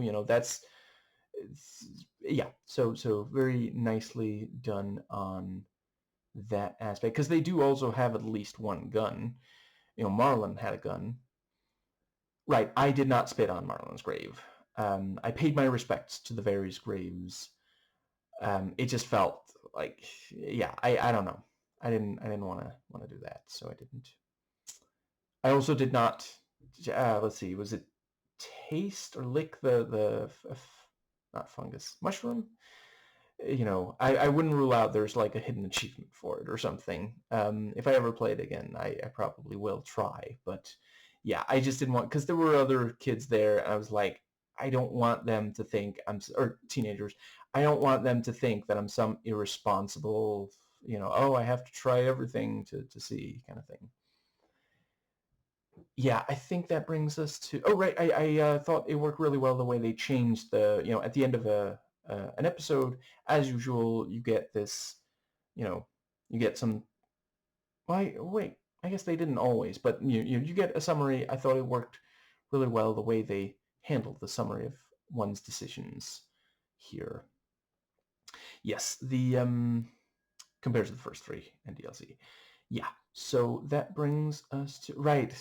So we never did meet back up with Krista or the ones that escaped by the end of the second one, the ones that were gonna abandon me, Kenny, and such. Yeah, I think that's the thing. Like the I don't know. By the end of the second game, maybe there should be an outtake where someone goes, "Oh my God, you killed Kenny." Anyway, yeah, the siege itself very nicely handled, because it was this thing of like, I found myself kind of hoping, like, I don't know, maybe we will be able to repel them effectively, but they did a really good job. They let's see, there's like a battering ram, and they released walkers and all this stuff. That just yeah, it and the explosion had some effect, but and I try not to blame 10, because I understand where he's coming from. And I think I told AJ not to be too mad at 10 also. And let's see, I think the next thing was the way the siege, it was an actual fight, and we did. I mean, I think we killed 2 by the end of the lilies, but they also managed to take Lewis, Asim, yeah, and Mitch. I understand why he, but yeah, like Lily was too fast, so she killed him. I think that brings us to the right. I encouraged the brick trap, not the was it log trap? I'm sorry, Billy, but it did sound like the thing that made more sense. And yeah, we see, Billy also sometimes struggles to control his temper, but it worked out. We helped cheer them up. Yeah, I thought it worked well. The thing with Ruby, she reads aloud the psych evals, and then have to guess. And I think I didn't guess that Ruby was the one who had been difficult. I don't offhand remember other. Yeah, and then we have the thing with Violet giving her backstory, and I think I said, "I'm so sorry" or something. I did not want to say "that's fucked up" or "that does not sound like you," that sort of thing, So, but yeah, we understand part of why she's so quiet so much, And I like that at the end, one of the things AJ learned was, if your grandma dies, stop watching cartoons. I mean, that is one thing to take away from it, sure. Let's see. But yeah, I don't know. I think it's unfortunate to judge someone of that age so harshly for something like, what was she supposed to do? And yeah, like, if the grandmother was already dead, she was basically like traumatized. And I don't know. I know some people would say, oh, she has to go to boarding school then, but I guess I've already made my opinion clear on it. I definitely think that kid needs help, but I don't think boarding schools help with many of the things they're supposed to. I think I never went to boarding school. My father did, and he's told me horror stories. And I've heard of, real life ones as well. Yes, so I don't think I've recommended the following video before, but the excellent YouTuber Movies with Mark did a solid video talking about the Iron Lady. I think Iron Lady is part of the title, the Thatcher the Milk Snatcher movie bio. He didn't like it any more than I did. His video on it was substantially better than mine, though. Anyway, I think that brings us to the... Yeah, so we go out to find the find the lilies, and we find Minerva. And I told her from 10 that he forgives her, and that did seem to make an impression on her, though by the end she still, yeah, I mean, ultimately she's attacking us later because she wants 10 back. And yeah. So but yeah, and the way she reacted when Lily called, and I think Violet was the one who said she's clearly with Lily now, but yeah, we get some information from her, and we don't harm her. And yeah, I talked to everyone for the plan for the boat, and I said to burn the supplies and free the horses because we can find supplies elsewhere, and Ruby deserves cheering up, and the horses would be, so yeah. And yeah, very nice. Yeah, that leads us to the part where we talk to James, and I went along with not killing as much as I could, distracting instead. I fucked up and killed one, and I did feel a little bit like they should maybe have recorded more than one version of that line, because he said, you didn't even try to save them. I mean, there was only one that I killed, though. I saved all the other ones, and it also said, James appreciated that, but yeah. And the yeah, I don't know. I just I fucked up. I meant to stun it instead of killing it. Then we have the let's see. Yeah, his backstory was also really, really compelling and tragic, and yeah, I think I said something like, well, you've come a long way, baby, when he said that he did kill people, as when he was one of the Whisperers. But he left when he found that, they were harming innocent people. So, yeah, that is something we see in other zombie media as well. I guess that's a spoiler for me to give the exact example I'm thinking of, but maybe you'll be able to deduce it. Anyway, yeah, I thought it worked really well when I was walking through the barn. And yeah, like at least one point I did sort of bump into one of the walkers and it didn't attack me. And yeah, seeing them react to the wind chimes did touch something in me. That was genuinely, yeah. And that brings us to the attack on the boat. And yeah, I thought they did such a fantastic job. Like,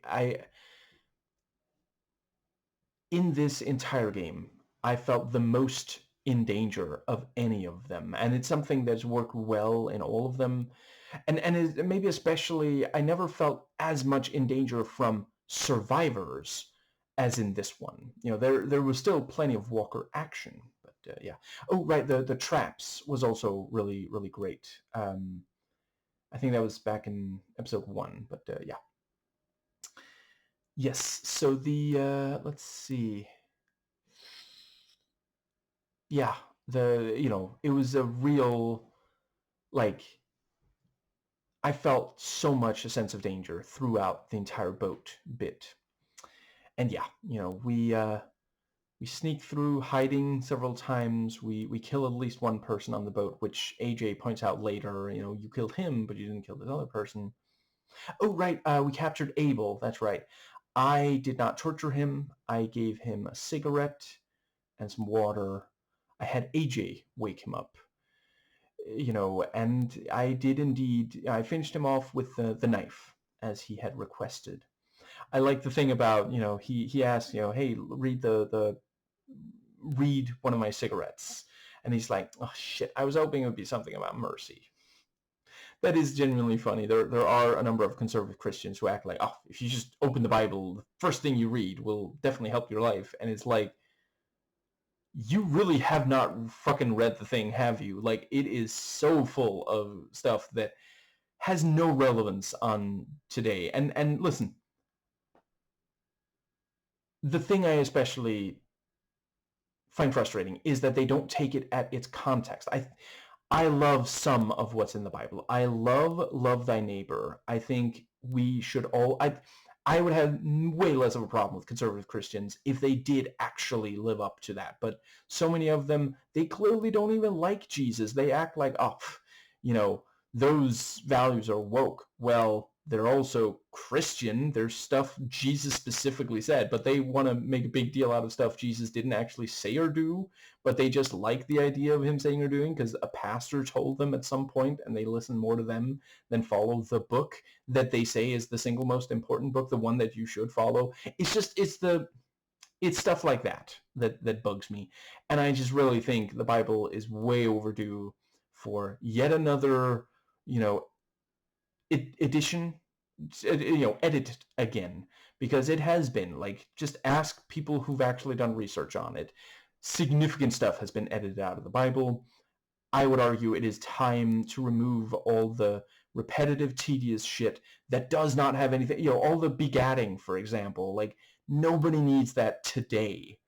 And the stuff that contradicts other stuff, and the stuff that says that certain things are okay. Like, I don't know. I wonder how many racists would to this day be okay with slavery if the Bible condemned it instead of saying, not for you, it's okay for them to be your slaves, but you shouldn't be a slave. That would be bad. And, giving prescriptive rules. Like, the Bible is pro-slavery, pro-marital rape. It says to punish the man by forcing him to marry. If a man rapes a woman, that's a crime against her father, or if she's married, her husband, but not her. There's so much fucking misogyny in there, and so many conservative Christians are intensely misogynistic. That was one that Kat Black recently did a video where she pointed out, a bunch of white men are giddy at the idea. Oh, shit, I forget if she specified white, but she said a bunch of men are giddy at the idea of women losing the right to vote. And, there was at least one MAGA who was like, oh, if women didn't have the right to vote, Biden would not have been elected. To quote Queen Francis, that's not the flex you think it is. Okay, so we would have gotten Armageddon sooner. Like, I'm not saying Biden was perfect. Fucking not even remotely. I am really, really frustrated with the corporate Democrats and their fecklessness, and yeah. I'm hoping we'll get a progressive in the White House at some point. And certainly no more fucking Trump. Like, they keep going through the bottom of the barrel and digging into the fucking Earth's core and finding just the absolute worst person to be president. Like, I did not think they would be able to find someone that much worse than Reagan, but yeah, I think that brings us to, yeah, so at the on the boat, you know, we find Minnie and we trusted her, and then she knocks us out, and yeah, we see that Lewis has had his tongue cut out because he wouldn't stop talking, and it's just so fucking evil. Like, the lilies are just, Jesus Christ. And the yeah, I check on each of the various ones. I checked on, let's see, I think AJ first, and then Violet, and then the rest. And let's see, the yeah, so Lily comes in, and let's see, is that when we could choose to attack her? I chose not to attack her because I kept thinking, I feel like it's, you know, the game is, you know, I don't think I would win against her, and I get that it would compel her to, you know, it would tell her, hey, Clem really does not like what you're doing, but I thought there might be a chance to talk some sense into her, you know. But yeah, after a while, I started having Clem say, I always hated your father. He was a racist ass. Oh, wait, shit. I think racist asshole was something about Lily's father was something I said to Violet, maybe. But yeah. And the, let's see. Yeah, I also, it really felt like, you know, this is a very different Lily from the first game, but it felt like a natural, you know, organic evolution of the character. It did not feel like a betrayal of her in the slightest. So really appreciate that. Yeah, I think the yeah, and the fact that, yeah, because by the time we're captured, we already placed the you know, Mitch's revenge, I think we ended up calling it. Yeah, the wanted to name Billy wanted to name it, and one of the options was something like, I don't think we should, and I was like, no, you know, I forget if Mitch's revenge was his idea or mine, but you know, I supported it if it was his idea and chose it if it was my idea. And the and the rest of them were also like, oh yeah, let's plant Mitch's surprise, you know, revenge, whatever. The yeah, so the yeah, and then the yeah, we managed to start escaping, and there's, I forget if that was before or after the boat starts moving, but yeah.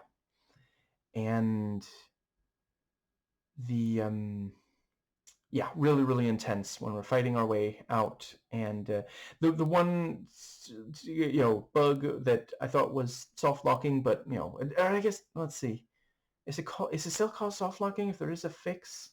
Is this manual? I forget. But you know, when I was sneaking up after Lily took AJ because she realized he could be a soldier, the first time, nothing I pressed would let Clem move. Yeah, it was fixed as soon as I reloaded the checkpoint. Then it said, okay, you can press W. And yeah, holy shit, it was tense when I was dangling over all the walkers in the water, because it's like, there's no way to get past. That was also great when we were moving through the water, and then there was like at least one walker down there who like attacks. Jesus. Yeah. Let's see. Yeah, so we escaped. Right, it was also really great when we were walking amongst the walkers. That was also, you know, had to apply yeah. So in the first one, I had to put walker guts on Clem, and I felt really bad, as I said in that video. And then this one, I'm putting it on Violet. I forget if it was entirely or just Violet's back, but then it almost felt, in a morbid, weird, fucked up sort of way, a little bit intimate, like putting sunscreen on your partner or something, you know, so that was also great. Yeah, and I mean, I think by that point we've already heard that she sat watching cartoons with her grandmother dead for hours, so it's like, I don't know, I mean, I guess she's more comfortable with the walker guts maybe than some others. I believe AJ handled the Walker guts himself, so that was also, helps show that he really is very mature for his age. I also thought they did a good job of that. There's this thing of like he's trying to grow up too fast. Yeah, I think that, let's see. Yeah, so we're escaping from the, oh, right. Also the fucking, god damn it, when, I forget if it was Lily personally or she had someone, I think she had someone else do it, when she took one of Violet's fingers. God damn. I ended up not attacking Lily there at the end when she's on like the raft. Honestly, I figured, you know what, I think I might miss and then she might attack or come back at some later point with more. But yeah, I wasn't trying to like spare. Well, I think one of my reasons was also I was thinking now she has to live with it, Her actions got all of these people of her own killed. If she had just left well enough alone, if she hadn't attacked, which like we made clear, don't attack. We put up the sign and everything. Yeah, I think that brings us to the yeah. So yeah. Afterwards, for a little while, it's just me and AJ, and we meet with some of the survivors, and we go into a cave. Really, really tense when we have to cross the water. Like holy shit. And yeah, AJ says, you're not always right, and he even like he pushes Clem down, and yeah, like I understood. He said like he points out, I tried to atone, but they're they won't forgive me, and yeah, and I was honest with him. I told him, AJ, I'm starting to think you like killing. And he said, I don't like it, but it feels like sometimes it's necessary, and I trusted him to make his own decisions. It felt right. If I felt he had proven it, and apparently Clem would have died from he would have killed her like she requested there at the end, close to the end, if not. So yeah, really, really good that and that proves, he does not like killing. He was ready to make his own decisions. He maybe wasn't when he shot Marlon, but that was several lessons ago. So yeah, I think that pretty much brings us to the yeah, and we end up finding there's several paths out of the cave, but one of them there's a gust of wind, so we can yeah. And Minnie, we saw her get bit, and she hasn't quite turned yet, but she is dangerous. And she says, she wants 10. And yeah, because like we can't let 10 go because there's walkers there. I did struggle at first figuring out exactly how, spending just enough time shooting arrows into walkers, but not so much that she shot me. But it didn't feel unfair. I just had to get the hang of it, but I think I did. It was maybe 3 attempts or more before I got there, where most of the game I was able to get it in one. I think I also fucked up the triggering traps. I was a little bit, I needed to adjust to there being more walkers at a time, and being able to move so freely while dealing with walkers. Anyway, but yeah, ultimately AJ shot 10, and I defended him. Violet was understandably upset, but I told her, listen, it was the only thing. It was the right thing to do. It sucks, but yeah. Violet wasn't happy with it immediately, but by the end she had forgiven AJ. I think that brings us to returning to the yeah. So Clem ends up wounded on a leg, and then a walker bites as well. And yeah, we go over the rules, and I tell AJ to kill.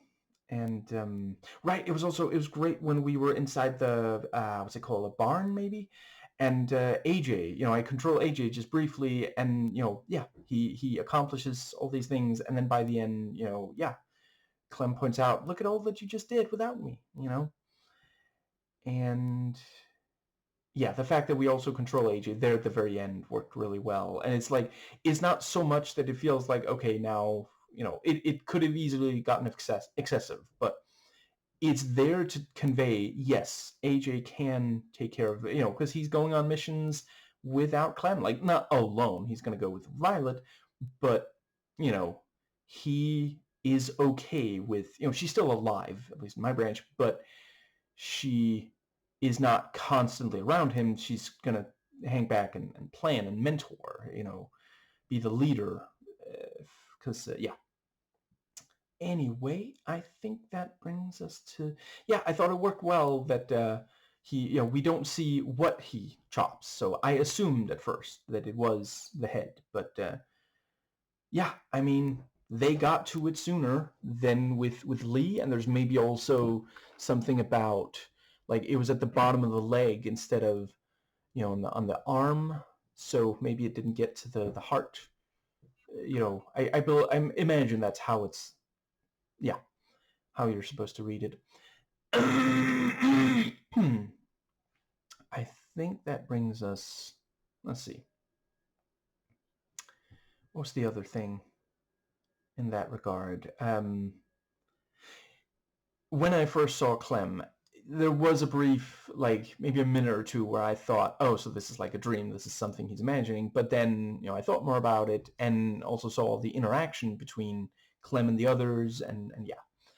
I like that the way that they show AJ's decisions is slightly different from the others to underline, yeah, he is still, and the way that so with Clem, yeah, with protagonists player characters up to this point, before AJ, it tends to be that it's either part of what you're going to say or maybe the general vibe of what you're considering saying, unless it's an action said.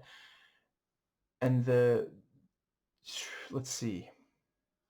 Right now I forget the details, but I did try to really encourage the love between Clem and Violet. Also, when I think it's before the attack on the boat, there's a bit, I forget exactly what was said. I think it was maybe something like, I'll miss you, or, I'll protect us, something like that. Anyway, with AJ, it's not, what you would be saying. It's essentially like a question. It's like, I thought this thing, yeah. That was also the summary for the last one, where AJ's like, I don't know, I think Clem makes mistakes sometimes, and she admits, which I think Lee also did, that, making up as she went along, kind of thing. Yeah, I really appreciate the way that the endings of the first and last season bookend each other. Only here it is possible. As far as I understand, it is not possible to save Lee, but don't take my word for it. I've only played it the one time, only the one branch. But that was an area where I was a little bit feeling like, this feels a tiny bit fan servicey. Like, they don't want to kill off, because Clem is so beloved, but at the same time, certainly if it is, the end of the branch, then I really respect that. Yeah, if you, like, I can imagine that she could end up dead if you didn't let AJ make his own decisions. Yeah, I think that covers the yeah, and she's still calling him goofball, and the yeah, I didn't, there was an option to ask, or to bring up to Violet, I thought you were mad at me about 10. Instead, I said something like, Violet is so capable, and then she said, well, so are you. That's why I want you here, And yeah, I think that does pretty much cover everything. I guess I already said at the start of the video, it's weird to not gonna be, there's still Michonne, but it's, yeah, this was a very satisfying conclusion to the story of Clem, and now also AJ. It's weird to think AJ was in 3 of these, and Clem in all 4. Yeah. Right. Now I remember the ranch. Yeah, I thought it worked really well that they keep mentioning the ranch, and it's like we don't want that to happen again. And like, yeah, that was when, so that happened at least shortly after the end of the third, when she goes looking for him, and a while before the start of this, the present day ish stuff of this, and I chose not to kill that first one, the one who flipped us off, because it just felt like, I don't know. I mean, this, I'm gonna kill a defenseless person for, but of course I did have to kill. I tried to find another way, but there was no way to avoid killing the one who was she was just taking a baby bottle to AJ, but she thought that we were evil. So yeah, and yeah, she mentions we can't go back to Richmond. The whole place is a war zone, which I don't know. I guess I was slightly unclear on if that means that it's set during the ending, before the time. There's a time skip at the end of the third season, after Clem leaves. No, yeah, it might be during that, because there was a war zone for at least some of that, and it makes sense that Clem, how would she know that it was resolved? And I'm also really glad. I much prefer us ending up at Texas 2 than just going back to Richmond. Like, I liked Richmond. I liked the third game a lot, but overall, I do think this is the better way to proceed. And I think that does cover... Let's see, I'm just going to real quick mentally fast forward through the game and the choices and such. Right, I really appreciated that at the end it said, you left Violet feeling loved. Because that I really set out to do that. Even before I heard her backstory, it's like, okay, I'm sorry, she really. I think that might cover... Let's see. So I also thought they did a good job on with Marlon. Like, I understood why he did what he did. I disapproved, but I think it's one of those things where, like, ultimately I feel like it does a good job of making clear he maybe shouldn't be a leader, or at least he should, like, if they're gonna do something like this, he has to talk it over with the others, and I appreciate he couldn't have done that before giving up Sophie and Minnie, because it was just the four of them there. So he gave up two, and it was just him and the other one who knew that, when they went back and lied and claimed, that they weren't given away but kidnapped. Or I don't know. I guess maybe from his assassin point of view, maybe that is how it seemed. I don't know. Yeah, I think, let's see. Does that cover... Yeah, they're at the end with the hat, and it's such a great, because it's essentially a small thing, but she's had that hat since the first game. It's got, she cares about it. It's hers, and so when it comes off, it feels like, oh, something bad's gonna happen, and then we find it, and I tried reaching it, and after failing twice, Rosie got it. She understood that, oh, person wants hat. I get hat for person.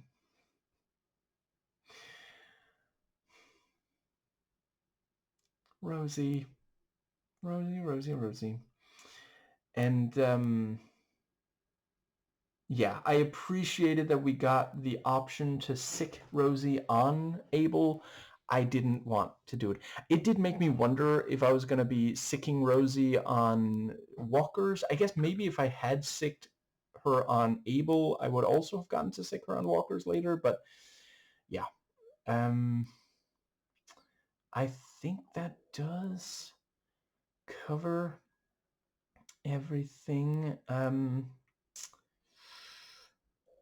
Let's see. Oh, right. I did not kill Tennessee. I distracted him. I did as James would have me do.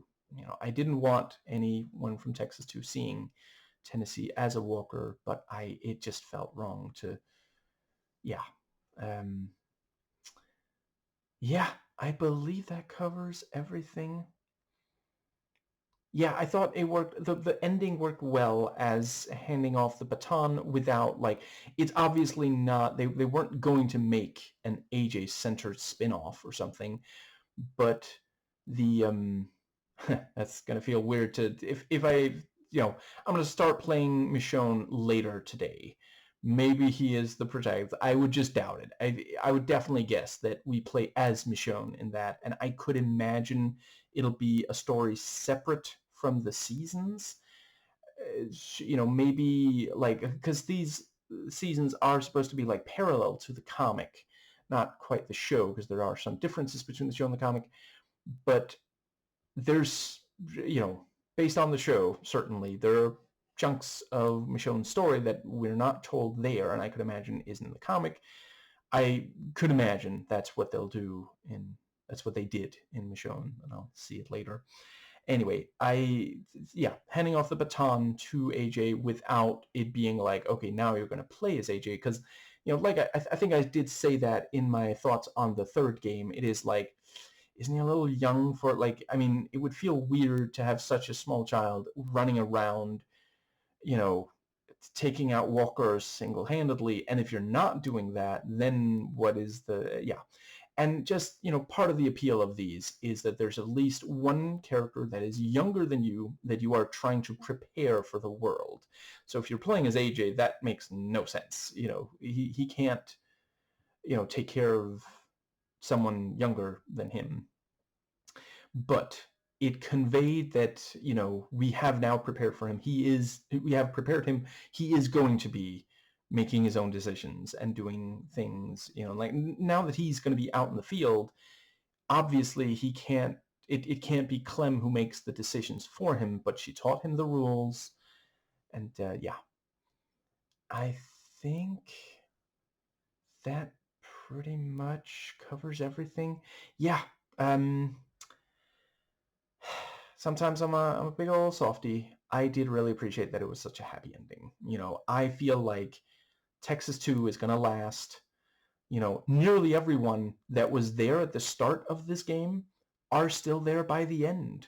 It's really just Marlon, Mitch, and I'm so sorry I just don't remember her name, but the one that Marlon killed.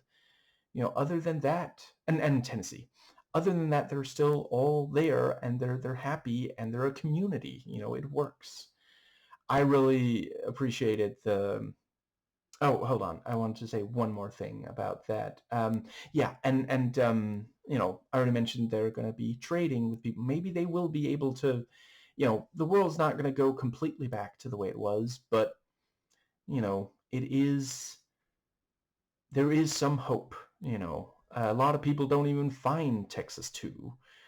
I don't think the Lilies are going back. I think cost-benefit analysis, they're not going to go for the Pyrrhic victory, And I mean, honestly, there was like a line, listen, we have to accept we've lost this area. We have to, go back to the other place or something like that. I don't know that they'll ever return. Like, why would they? It's too much. Like, they've lost so much, and they ended up gaining nothing because they even lost Minnie. They were thinking, oh, we can take every Texas tour. They ended up losing the one they had, and not, I mean, obviously they don't care about killing some of the Texas 2s, but they care about all their own people that they lost. I don't know, half a dozen people during the boat bit, maybe even more. Some might have happened off screen. So and they lost the boat. So they're not. I really don't see them coming back. And it's even possible they end up losing the conflict with the other group because they lost so many, both prospective and current soldiers. That was also, God damn it, when Lily said, oh, AJ's a soldier, I'll take him. Yeah, I hated her guts there. And I really appreciate they're still making, like, I still understood her. She did not come across as like a Saturday morning cartoon villain. Those can be fun, but you want something more layered here. And yeah, like genuinely, okay, she was raised by a military father. She's been surviving the zombie apocalypse for years now, and she ended up with the lilies, and this is a situation where they are, yeah, yeah. It really felt it worked in my opinion, and I think that covers. Right, I like the beatnik thing, and AJ laughs, and then Clem asks, "Do you even know what it means?" No, because yeah, like it's not a. There we go. Autofocus unfucked itself. I guess I need to stop moving around as much as I do. I'm the one fucking the autofocus, aren't I? But yeah, it's not impossible he knows what a beat is. He does not know what a beatnik is. I feel quite confident in saying, yeah. Clem evidently never told him because she's tried nothing and she's all out of ideas. Yeah, I think that does cover everything. Right. I like the thing about, was it AJ who ate really fast, or was it Billy? And then I'm afraid I forget his name, but the guy who cooked was the chef was like, "Did you even taste it?" Because it is, like it can seem insulting to the chef if you eat really fast, because like they worked hard on it. They want you to be able to taste it, kind of thing. So yeah. Right, and the fact that AJ is fishing there at the end, because that was one of the first things we did as Clem in this game. Yeah, that wasn't that. I think that was episode 1. If I recall correctly. Oh, I guess it's possible that maybe you don't fish if it branches different. If you go with the with Lewis, and was it Asim, they were checking the traps together. Maybe then you don't fish. Maybe then you check traps as AJ at the end instead. Right. I like the thing about, oh, hey, there's, what was it, fertilizer. I'll tell Billy in case we need another Mitch's surprise, And yeah, I think it's Billy who climbs out of a tree, and I forget who, but someone set up, like, there was a, you know, fuck off, we're dangerous sign next to Abel's body, which, like, yeah, I can imagine that's gonna work as yeah. Yeah, I really loved my journey with these. I don't know what Michonne's gonna. From what I understand, it's like the shortest outside of 400 days. So you know, I don't know. So far, they've done a really solid job. As long as this is, once again, my big problem with 400 days, and this one is like, what is it, 2.5 times longer or something like that. My big problem with that one was the changing player character.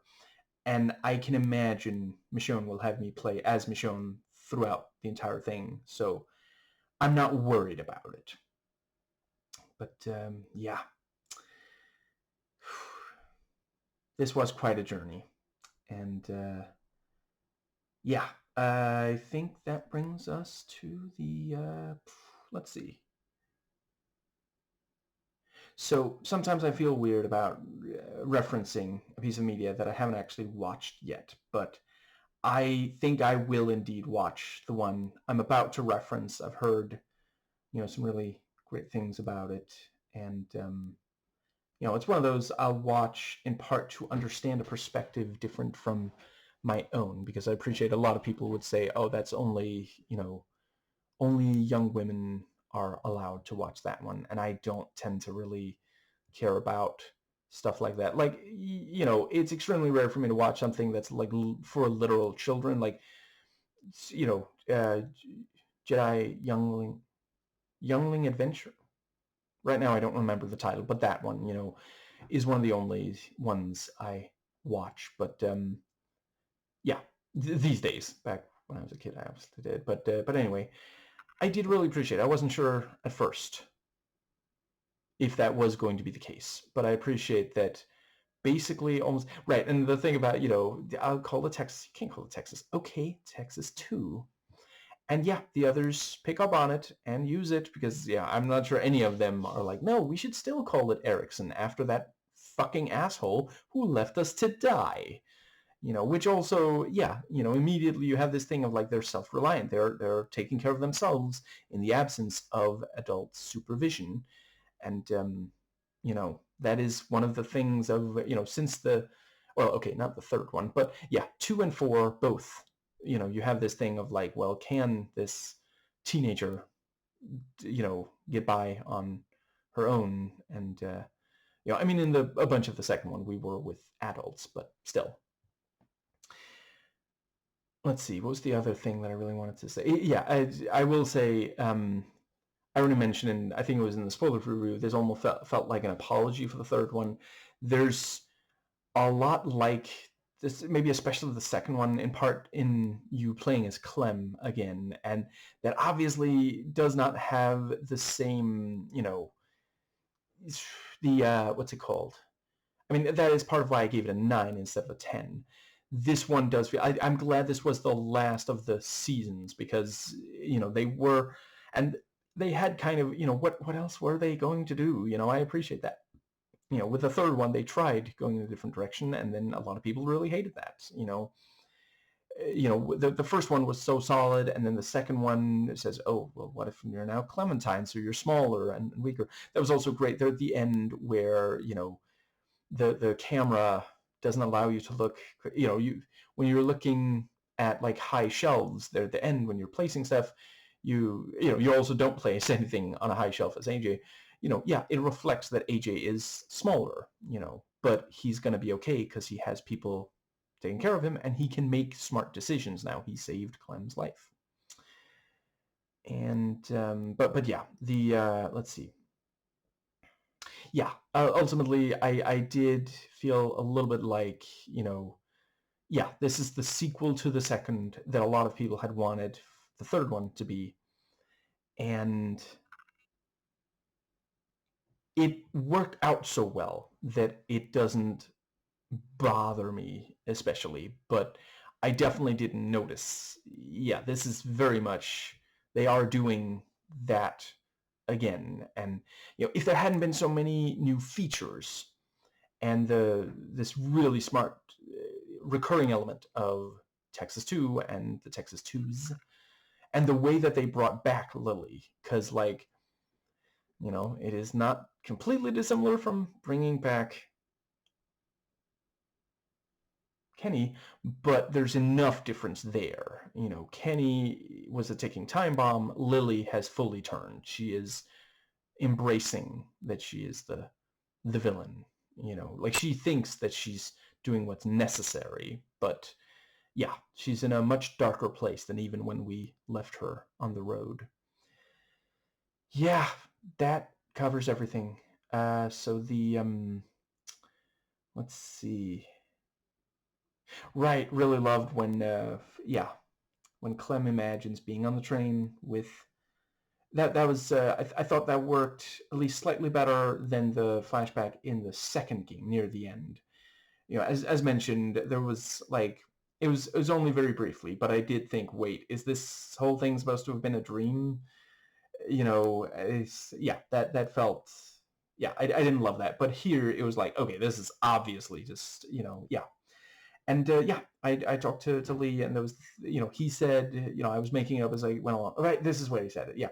And I think I told him, well, you did a good job, or just, I forget exactly. I was encouraging, and yeah, the yeah, you have that thing about like he's like, oh, the train. You love imagining me on this train, and I just wanted there to be an option to respond with, well, Spider-Man likes to imagine Ben still in the car, so that's, yeah.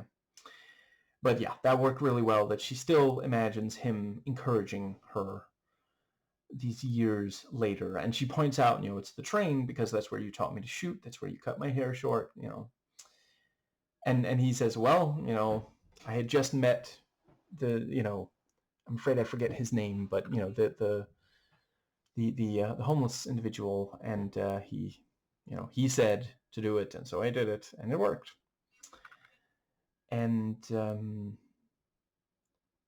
yeah, I like the bit where it cuts, and then when it cuts back to her, let's see, it cuts so we just see Lee, and then when it cuts back, it's Clem at her current age. That worked really well.